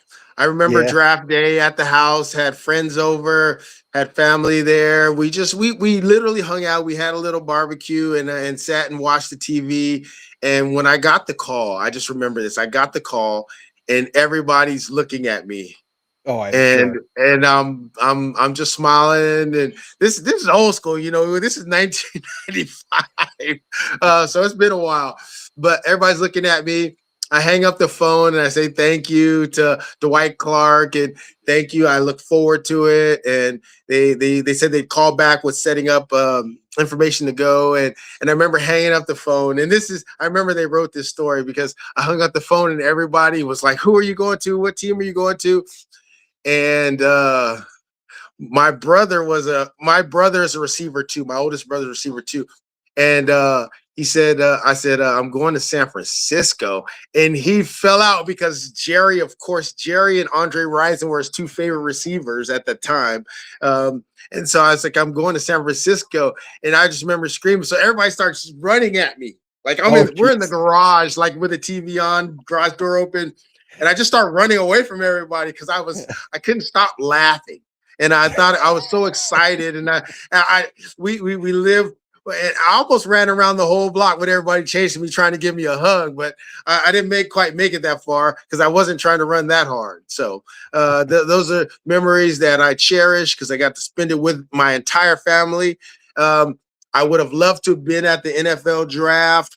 But they at that time they only allowed 2, and I needed 5 to come. Oh, wow, that was that small? They only Yes, limited they only 2? allowed 2. Yes, and Oh, so wow. that was the reason why I didn't go. So now you look at the draft nowadays, and you got, like, a whole platoon They in have the league everybody now. there. Like, why could they could have did that before? You know, it's just a restriction. Time always changes everything the way it should be half the time. So we'll see. Gotcha. Well, JJ, I hate to disappoint you, but the 49ers will not be picking in the first round. They have also Oh, a trade. The okay, Niners will be trading down out of the first round. The Jets actually are trading up from pick 33. The okay, Niners will have the beginning of tomorrow in the second round to okay. make the selection. But JJ, really do appreciate you hopping on with us, Thank you. sharing some awesome stories about your experiences and everything, and giving your knowledge, breaking down some scouting for us. That was pretty awesome on some of these players. Yeah, I love the sport. I love watching the sport. I love watching every team, but I love the sport. So anytime you guys are able to want me on and reach out, yeah, I'm willing to come on. Thank you guys for having me too. This is a fun time, especially for these young men getting ready to explore and we're gonna have some new superstars going forward, and just love watching to see what ends up turning out.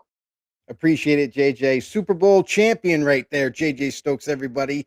Have a great one, buddy. We'll see you in the next one. Thank you. Appreciate it. And Roderick, and then there was 2 to finish off the first round here. So with this trade is interesting. So the Jets trade back into the first round, already making 2 selections, now going to make a third in the first round. What do you make of this move here? I'm a little surprised that the Jets moved back in. Yeah, They obviously value somebody. I think it comes down to one of these 2 corners. Again, they make the big Okay. Sauce Gardner trade. Again, get rid of that. Again, either it's McCoy, it's Avion Troll. One of these guys, I think they value enough to say, hey, let's go get that first round corner here.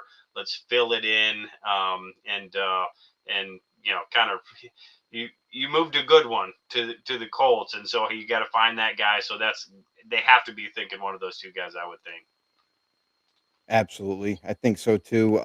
Here's my concern about McCoy though. And obviously the medical is an issue that kind of populated up in the last 24 to 48 hours about will he need a second surgery? And it's not a concern about the ACL surgery that he just had. It's more of something that someone has to go in and clean up his knee a little bit more, which will sustain him and push him out yet another year. So you might not see McCoy till 27. And if that's the honest truth and that's a real deal for the medical, uh, do you even see McCoy getting picked in the round, let alone maybe even the second round? If that's the case, I think we see McCoy's name called somewhere on day 3. Again, if there's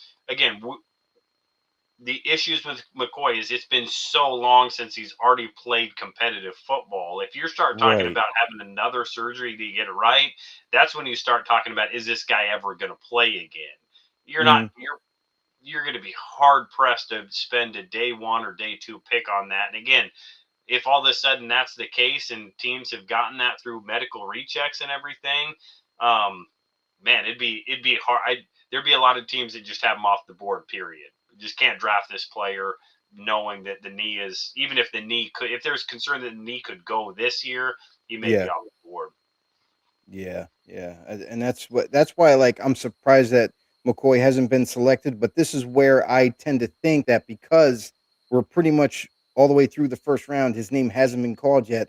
I think that this medical concern is a real deal thing. So who knows when we're going to see his name called? If we see it called, uh, I don't think it'll be on day 2 if that's the case, but the Jets made their pick. They already traded back into the first round. They trade and they get another wide receiver, actually. They go with wide receiver Omar Cooper Jr. out of Indiana, a guy who I really like. Um, I think he has great route running ability. Obviously, the hands are there. We've seen some of the difficult catches that he's made. Roderick, are you on board with Omar Cooper Jr. at this point? I like the pick. The fit is a little surprising for me, just because again, I think this guy is a similar player to Garrett Wilson.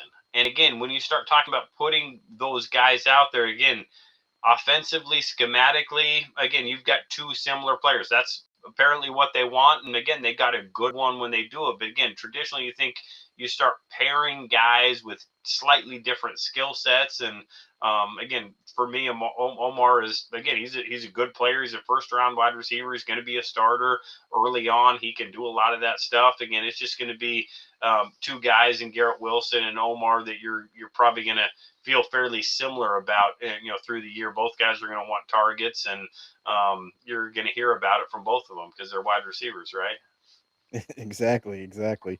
Uh, so the Jets they add some more talent at wide receiver, not the guy that we were kind of anticipating. However, um, now that we're getting down to and dude, I can't believe how many trades are happening right now. There's yet another trade. Um, the Buffalo Bills are trading out of the first round again and stockpiling picks after picks. They are setting themselves up for one heck of a haul in day 2 and even early on day 3. Um, wow. They are just really racking up on these positions here, or these picks, I should say. But the Tennessee Titans trade up with the Bills. Titans now have the 31st pick, and this is interesting. Could this be, I want to say, D tackle, maybe? Maybe there's somebody as an edge rusher that they really kind of covet at this point. What do you make of this move up for the Titans? Yeah, no, I think you nailed it there. Again, they probably surprised some people and went Carnell Tate on the offensive side with Robert Solid there now. Mm-hmm. But It again, surprised me. you've got a front office and coming from that Kansas City background, the Green Bay background with Chad Brinker. Again, this is a player that they had valued probably in the 20s somewhere. That, hey, we're not going to get him day 2. Let's jump up there, and you know all the trades, it is really indicative of this draft, where a Mm. lot of the first round guys that got drafted probably weren't going to be first round grades. But again, you still have to take some players in the first round. Again, you're going to get some really good players on day 2, and you could really see teams kind of jockeying for those day 2 picks with all these trades. But again, wouldn't be surprised if we see a D lineman or edge here with the Titans. And I think you're right, my friend. They just put the pick in. It is the guy that you mentioned earlier, Kedrick Falk. Keldrick Falk from Auburn. This is a guy that is just a massive defensive end who's going to hold up against the point of attack, can definitely play the run really well. And he's a high effort guy. I love the long limbs. You like what his capability is and what he can potentially be at the next level. He's going to continue to work on himself with better coaching, but Tennessee Titans get themselves a real deal player, Roderick. Yeah, there were people making the argument that this guy was the second best pure rusher behind David Bailey, and again, Okay. it's easy to see why. Again, the length. Again, he's in. You start talking about ideals, and some of the guys hit him. Some guys, Ruben Bain, don't hit him, but they overcome it with a bunch of other stuff. At 6'6", 276, you've got the length, you've got the size. You're going to be scheme versatile. You're going to be an edge rusher for Robert Saleh coming off the edge, where again you're comfortable probably kicking him down, getting some 3-tech matchups and some of your cheetah NASCAR package stuff. Again, this is a guy that Robert Saleh has to be ecstatic about getting here at 31 to fit his defense as he kind of makes that Titans roster over. The Seattle Seahawks are with the final pick in the first round, the Super Bowl champions, Seattle Seahawks. Over under. Is there going to be a trade here? No, they're going to sit and take it. Okay. That's just the way it's been going towards the end of this first round, to where it's been here before six straight traded picks here. A lot of picks being thrown around. So definitely interesting to see where this happens. So Seattle, they come into the draft. They lost a few good players. You think of Boye Mafe, the edge player, goes to Cincinnati. Yeah, they lost a few players.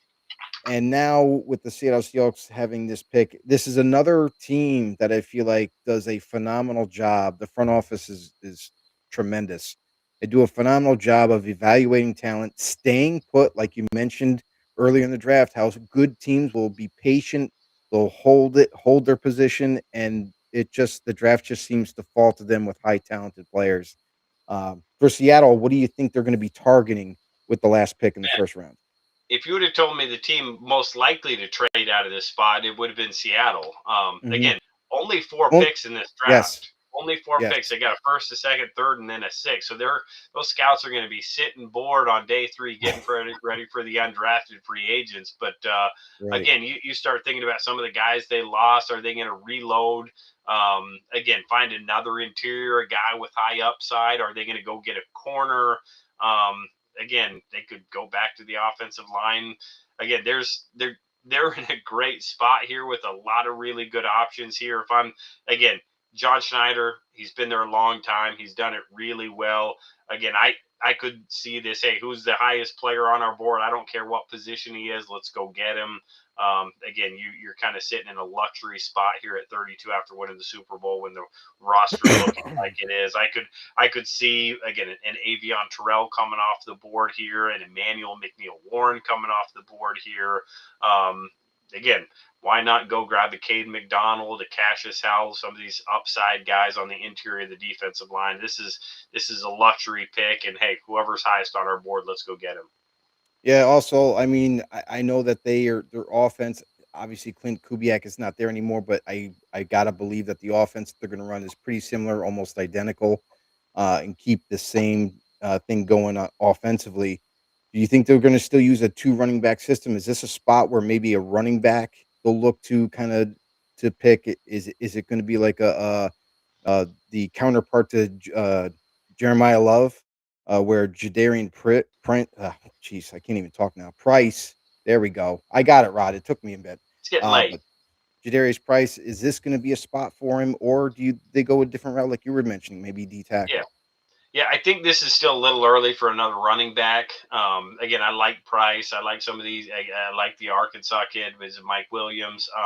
But again, probably still a little bit early for him. Again, I think this is more of a an impact piece you're expected. They've got a few running backs on that roster. It's going to be by committee, by competition.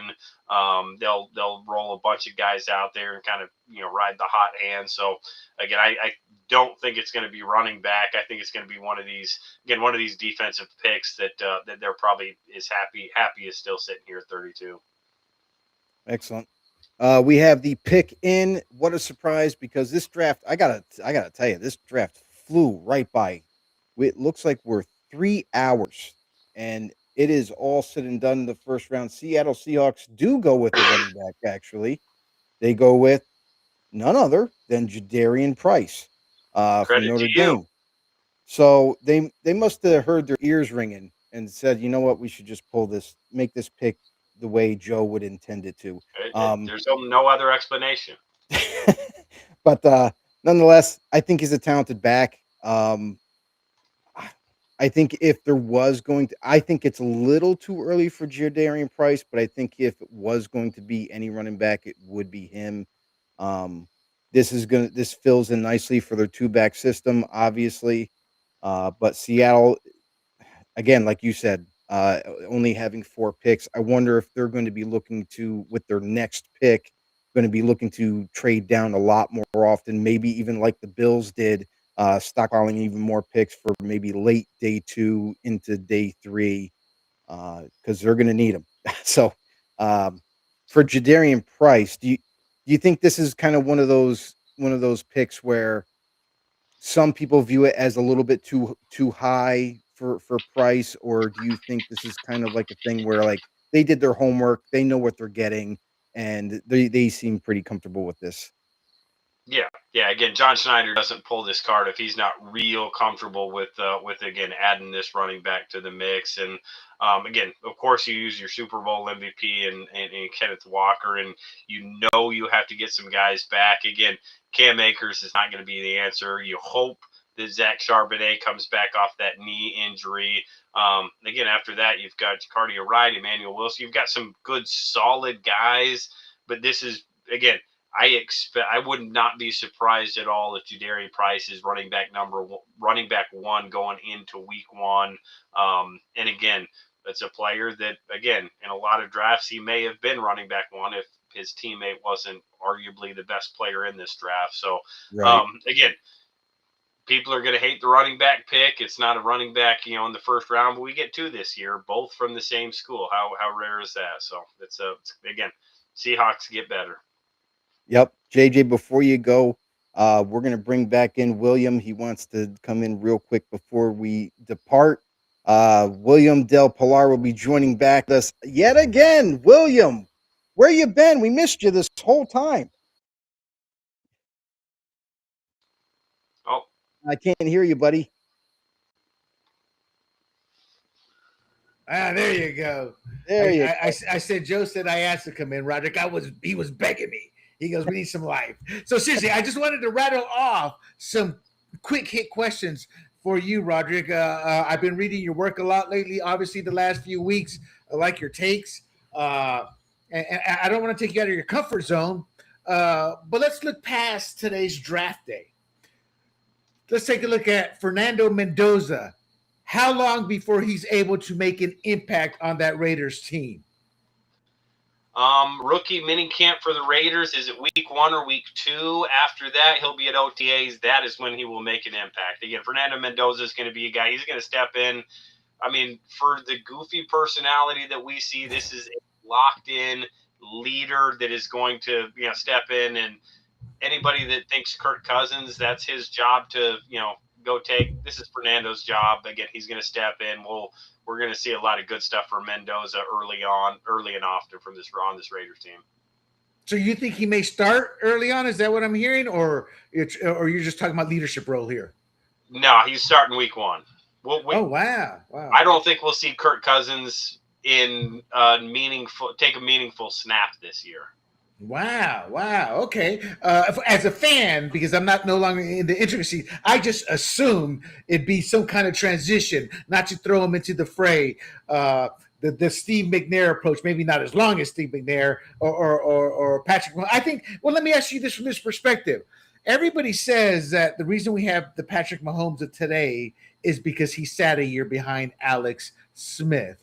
Then you look at Anthony Richards. You look at the poor kid in Minnesota who, I forget his name, out of Michigan. I mean, do you think maybe they should do more of a transition with let Cousins take the risk? I don't see Cousins as a leader or mentor. He's never struck me as that type of guy. I'm not saying he's a bad guy, doesn't care for other QBs. I've just never seen him in that role. What are your thoughts as a scout and having been in an actual NFL organization watching quarterbacks like that? Yeah, again, it's fun and easy to say, hey, we need to, let him sit, let him do all this stuff. Again, you want your best players to play. And again, with the the Patrick Mahomes today, we know, again, we forget what he looked like coming out of Texas Tech. There was a reason he slid to where he did, playing in that offense, how different that offense was from what he was going to experience in the NFL. Again, you're talking a completely different mental background, completely different maturity level. Again, there are certain guys that needed that time. Again, Aaron Rodgers sat for 3 years. He looked like a different quarterback the first time he stepped on the field for Green Bay than he did his last year at Cal. Again, Anthony Richardson has not taken those steps yet. J.J. McCarthy, again, he was ready to go from a maturity and leadership standpoint, but again, came from an offense where he was not asked to do a lot in the pass game, and again, has certainly shown up. But again, Fernando, again, going from I believe it was Cal, what he was asked to do in a really short time there in Indiana. He was asked to do a lot really quickly and really didn't bat an eye, really didn't blink. Again, he's going to be ready to go. He's going to give them the best chance to win, which is ultimately, I think, why he's the week 1 starter. Well, you know what his secret is? You give Cubans their espresso, and they're all over the place. They love their espressos. That's what I was told. I'm a Latino. They're like, you got to have the Cuban espresso. It's the best in the world. They love it. All right, real quick here, just 10 seconds. David Bailey, how many sacks this year? 11 and a half. We get to the half. You really are. Jeremiah Love, how big an impact? Take out the running backs. Let's say your top 32. Where do you see him? Obviously, it's hard to predict. I'm putting you on the spot. I know it's speculation. But where would you see him ranking at the end of the season? Top 10 type quarterback, et cetera, et cetera? Offensive Rookie of the Year, third total yardage amount for a running back. Oh, wow. Okay. Sonny Styles, do you think he's good enough to be Defensive Rookie of the Year? The way he's come out, it looks like he's come out ready to play.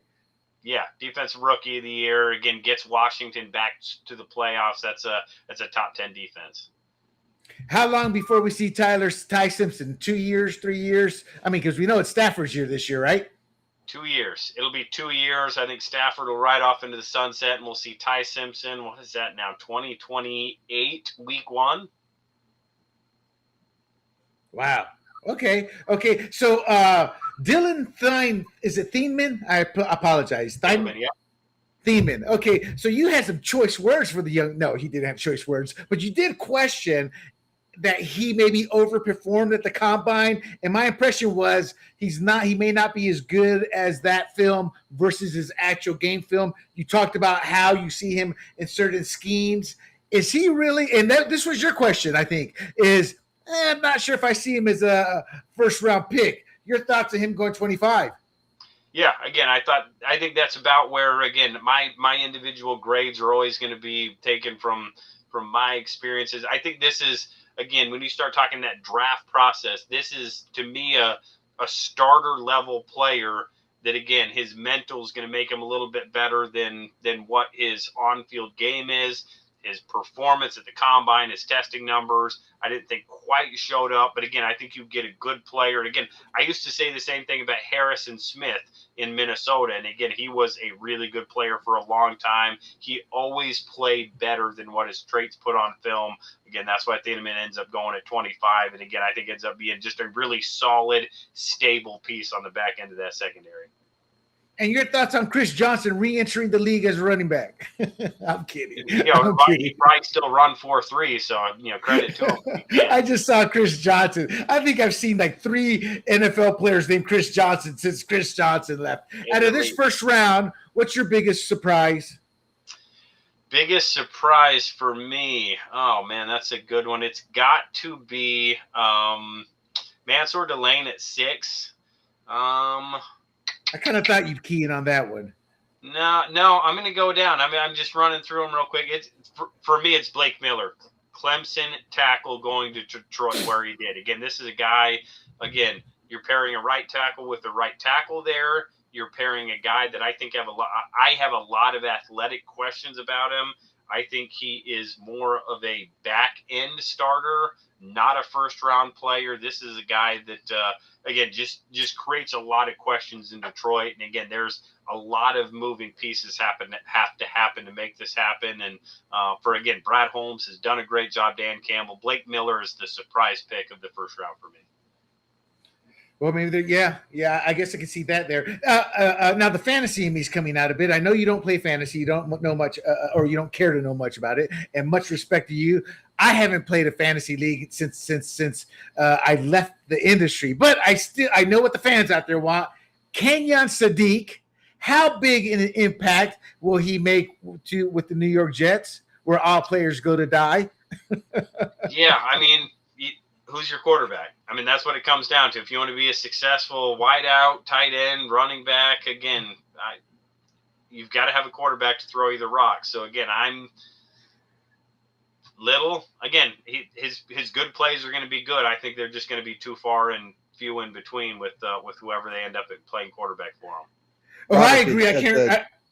You got Geno Smith with the Jets right now at quarterback. So right now. Yeah. And I said that earlier in the draft, Joe. Remember, it's like I don't care who the player is, who they drafted. They don't have the quarterback to throw them. I can't remember what team we were talking about. Okay, and the best fit that can make the biggest impact from this first round, meaning they hit the team and they hit it with all engines running. Man, got to come back to Sonny Styles for this one. Again, yeah, I knew it. What values with his linebackers, how highly I think of Sonny Styles. Again, I think this is just a home run for them at 7. Adam Peters and Q and that whole scouting staff, Chuck Cook, Roger Terry, Cody Sage, they're going to sleep well tonight, coming out of the first round. Final question for you from me is Jordan Tyson, Big Joe there was talking about was injury prone in college and all.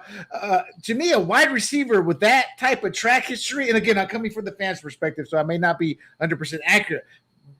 But what do they see in a player like that to overlook all those injuries? I mean, it just to take a receiver at number 8. I mean, is he that good on that level, on that scale, that they hope that he can just outgrow the injuries? Yeah, again, the medical team, again, has to be fully behind this. And, again, the medical for this player, again, it seemed to be a little bit of everything. Again, a catastrophic perhaps, again, but, again, a plan to get him right. And, again, to have him together, again, practice time is not going to be what it was in college. Again, the recovery is going to be much better in the NFL. His good plays are good now. Again, this is a wide receiver one that's, not a ton of these in the draft, going 8 overall. Again, to Kellen Moore's offense. Again, this is a good fit. This is a good pick. Again, again, what some people thought was the best wide receiver in this draft. Again, good player going to a good fit. And the final, I'm sorry, I did have one more question. That freak of a specimen that has never played football. How do you pronounce his name? Uwar Bender, I believe. Bernard. I'm sorry, Uwar Bernard. Because I read up on him because of you, and I'm like, oh my God! I saw the video. I was like, oh my God! Everything was like, oh my God! I was telling Joe there was maybe you remember his name, but there was there was a big Adonis, freakish-looking kid that the Jaguars drafted, I don't know, 15, 20 years ago as running back. Didn't make it, but he was built like a rock. Didn't make it as running back. He had quite a few years as a fullback, but he reminded me of that. This kid's analytics or data, you said, it's like they're there, but there's no film on him. So looking at you're the scout, you know what these teams' needs are. I'm putting the GM's hat on your head right now. Which team do you think should take a shot on him and when? Or do you think he goes undrafted?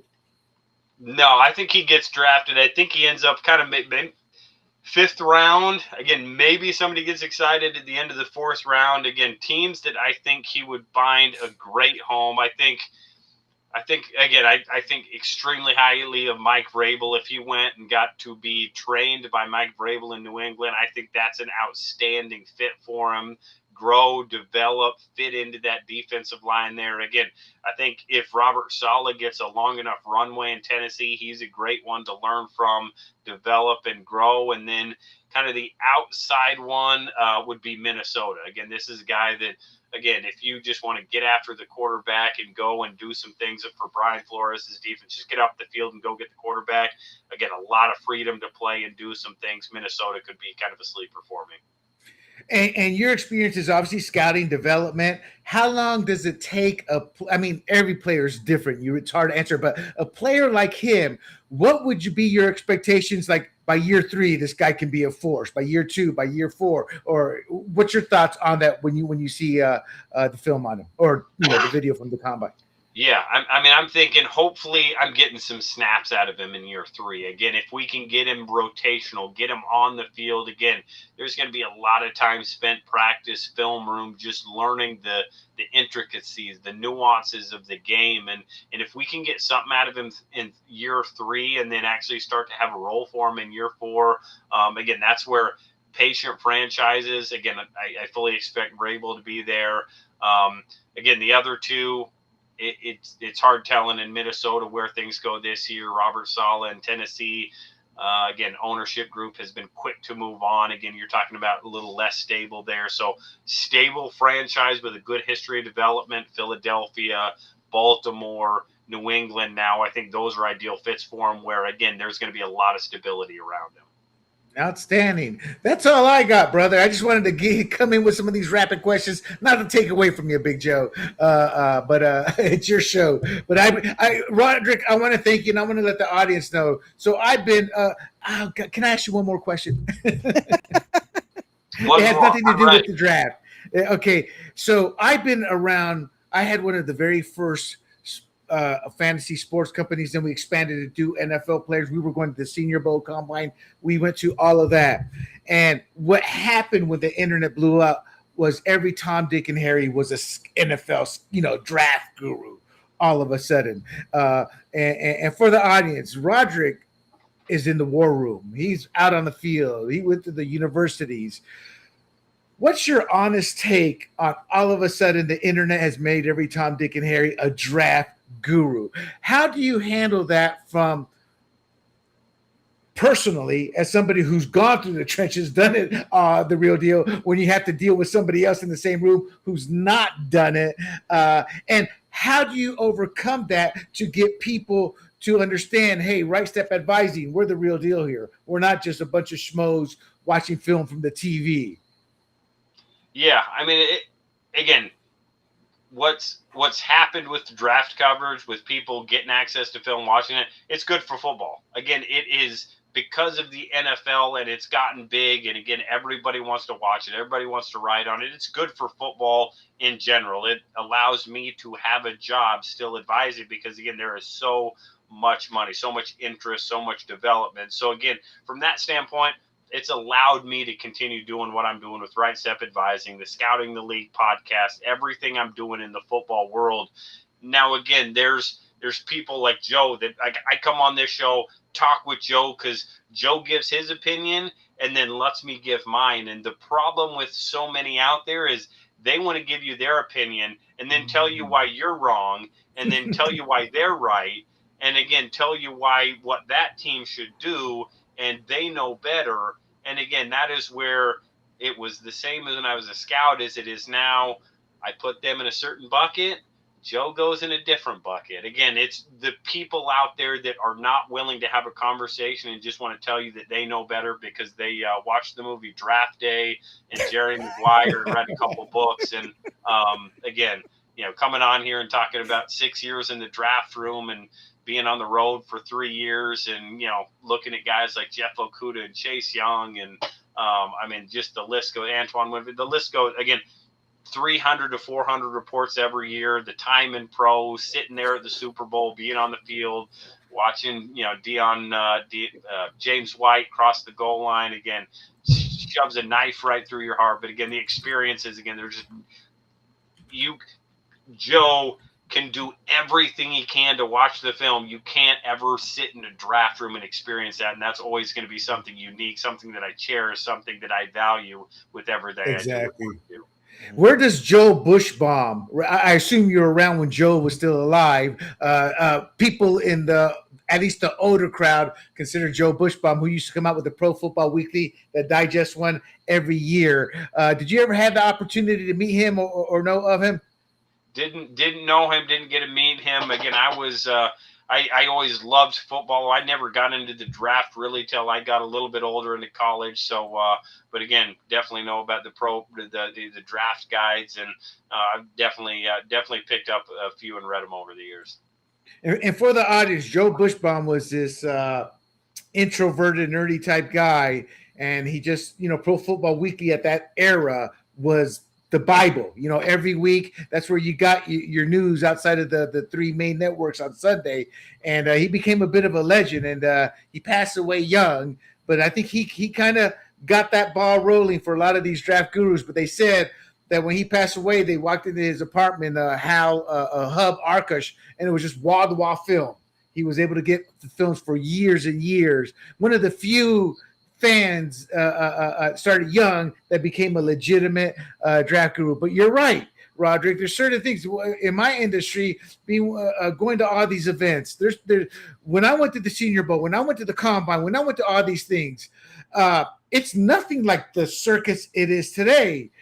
But when I look at all these other fanboys, and I mean nothing negative towards them, I'm like, what you said, I think really hits it. It's that experience you cherish. I was there. I was sitting across the hallway talking to John Clayton or Chris Moore. I opened up to speak to Chris Mortensen once. These are experiences. So I get what you're saying. And it's like, I'll never be able to know what it is to win a Super Bowl ring, So those experiences. I don't think I will either at this point.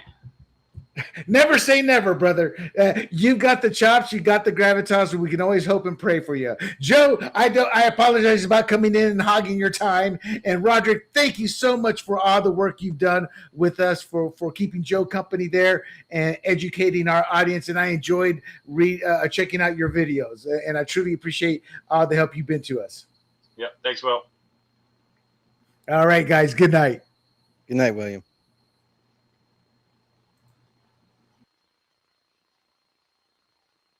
All right, and then there was two once again.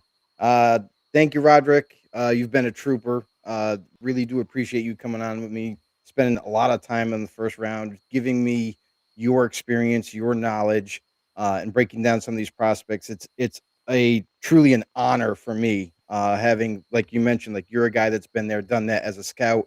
You have certain knowledge that people will never understand or never know behind closed doors with how each team works, how they prepare for the draft.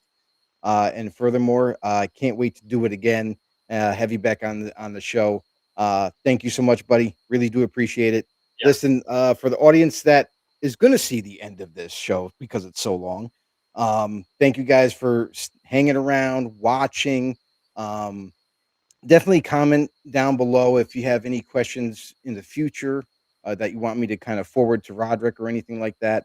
But Roderick, founder of Right Step Advising, the guy is still in the inner workings of prospects, getting them prepared for the next big step in their careers.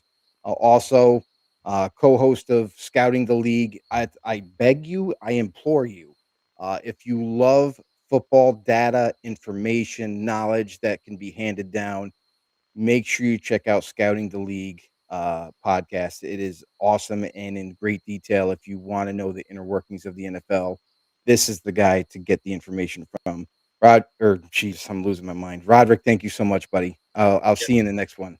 Yep, thanks, Joe. Always enjoy it. Have a good one. There you have it, everybody. We've made it through the first round, and I got to admit, the first round of this draft has been absolutely, it flew by. I understand it went down to 8 minutes, but man, oh man, has 3 hours. 3 hours went by so quick, way faster than I anticipated. But man, it was pick after pick, trade after trade. Some of these big time players now, we see this every year in the draft, how certain talent keeps falling. And this is no exception for this year. there are still some really good football players that are now going to fall into the second round that were initially deemed as first round talent. And can't wait to see next round. Tomorrow night will be the rounds 2 and 3. Tune in, give us your thoughts. How do we do? Give us a review. Make sure you subscribe on Grumblings Media. Make sure you like and all that good stuff. We'll see you in the next one.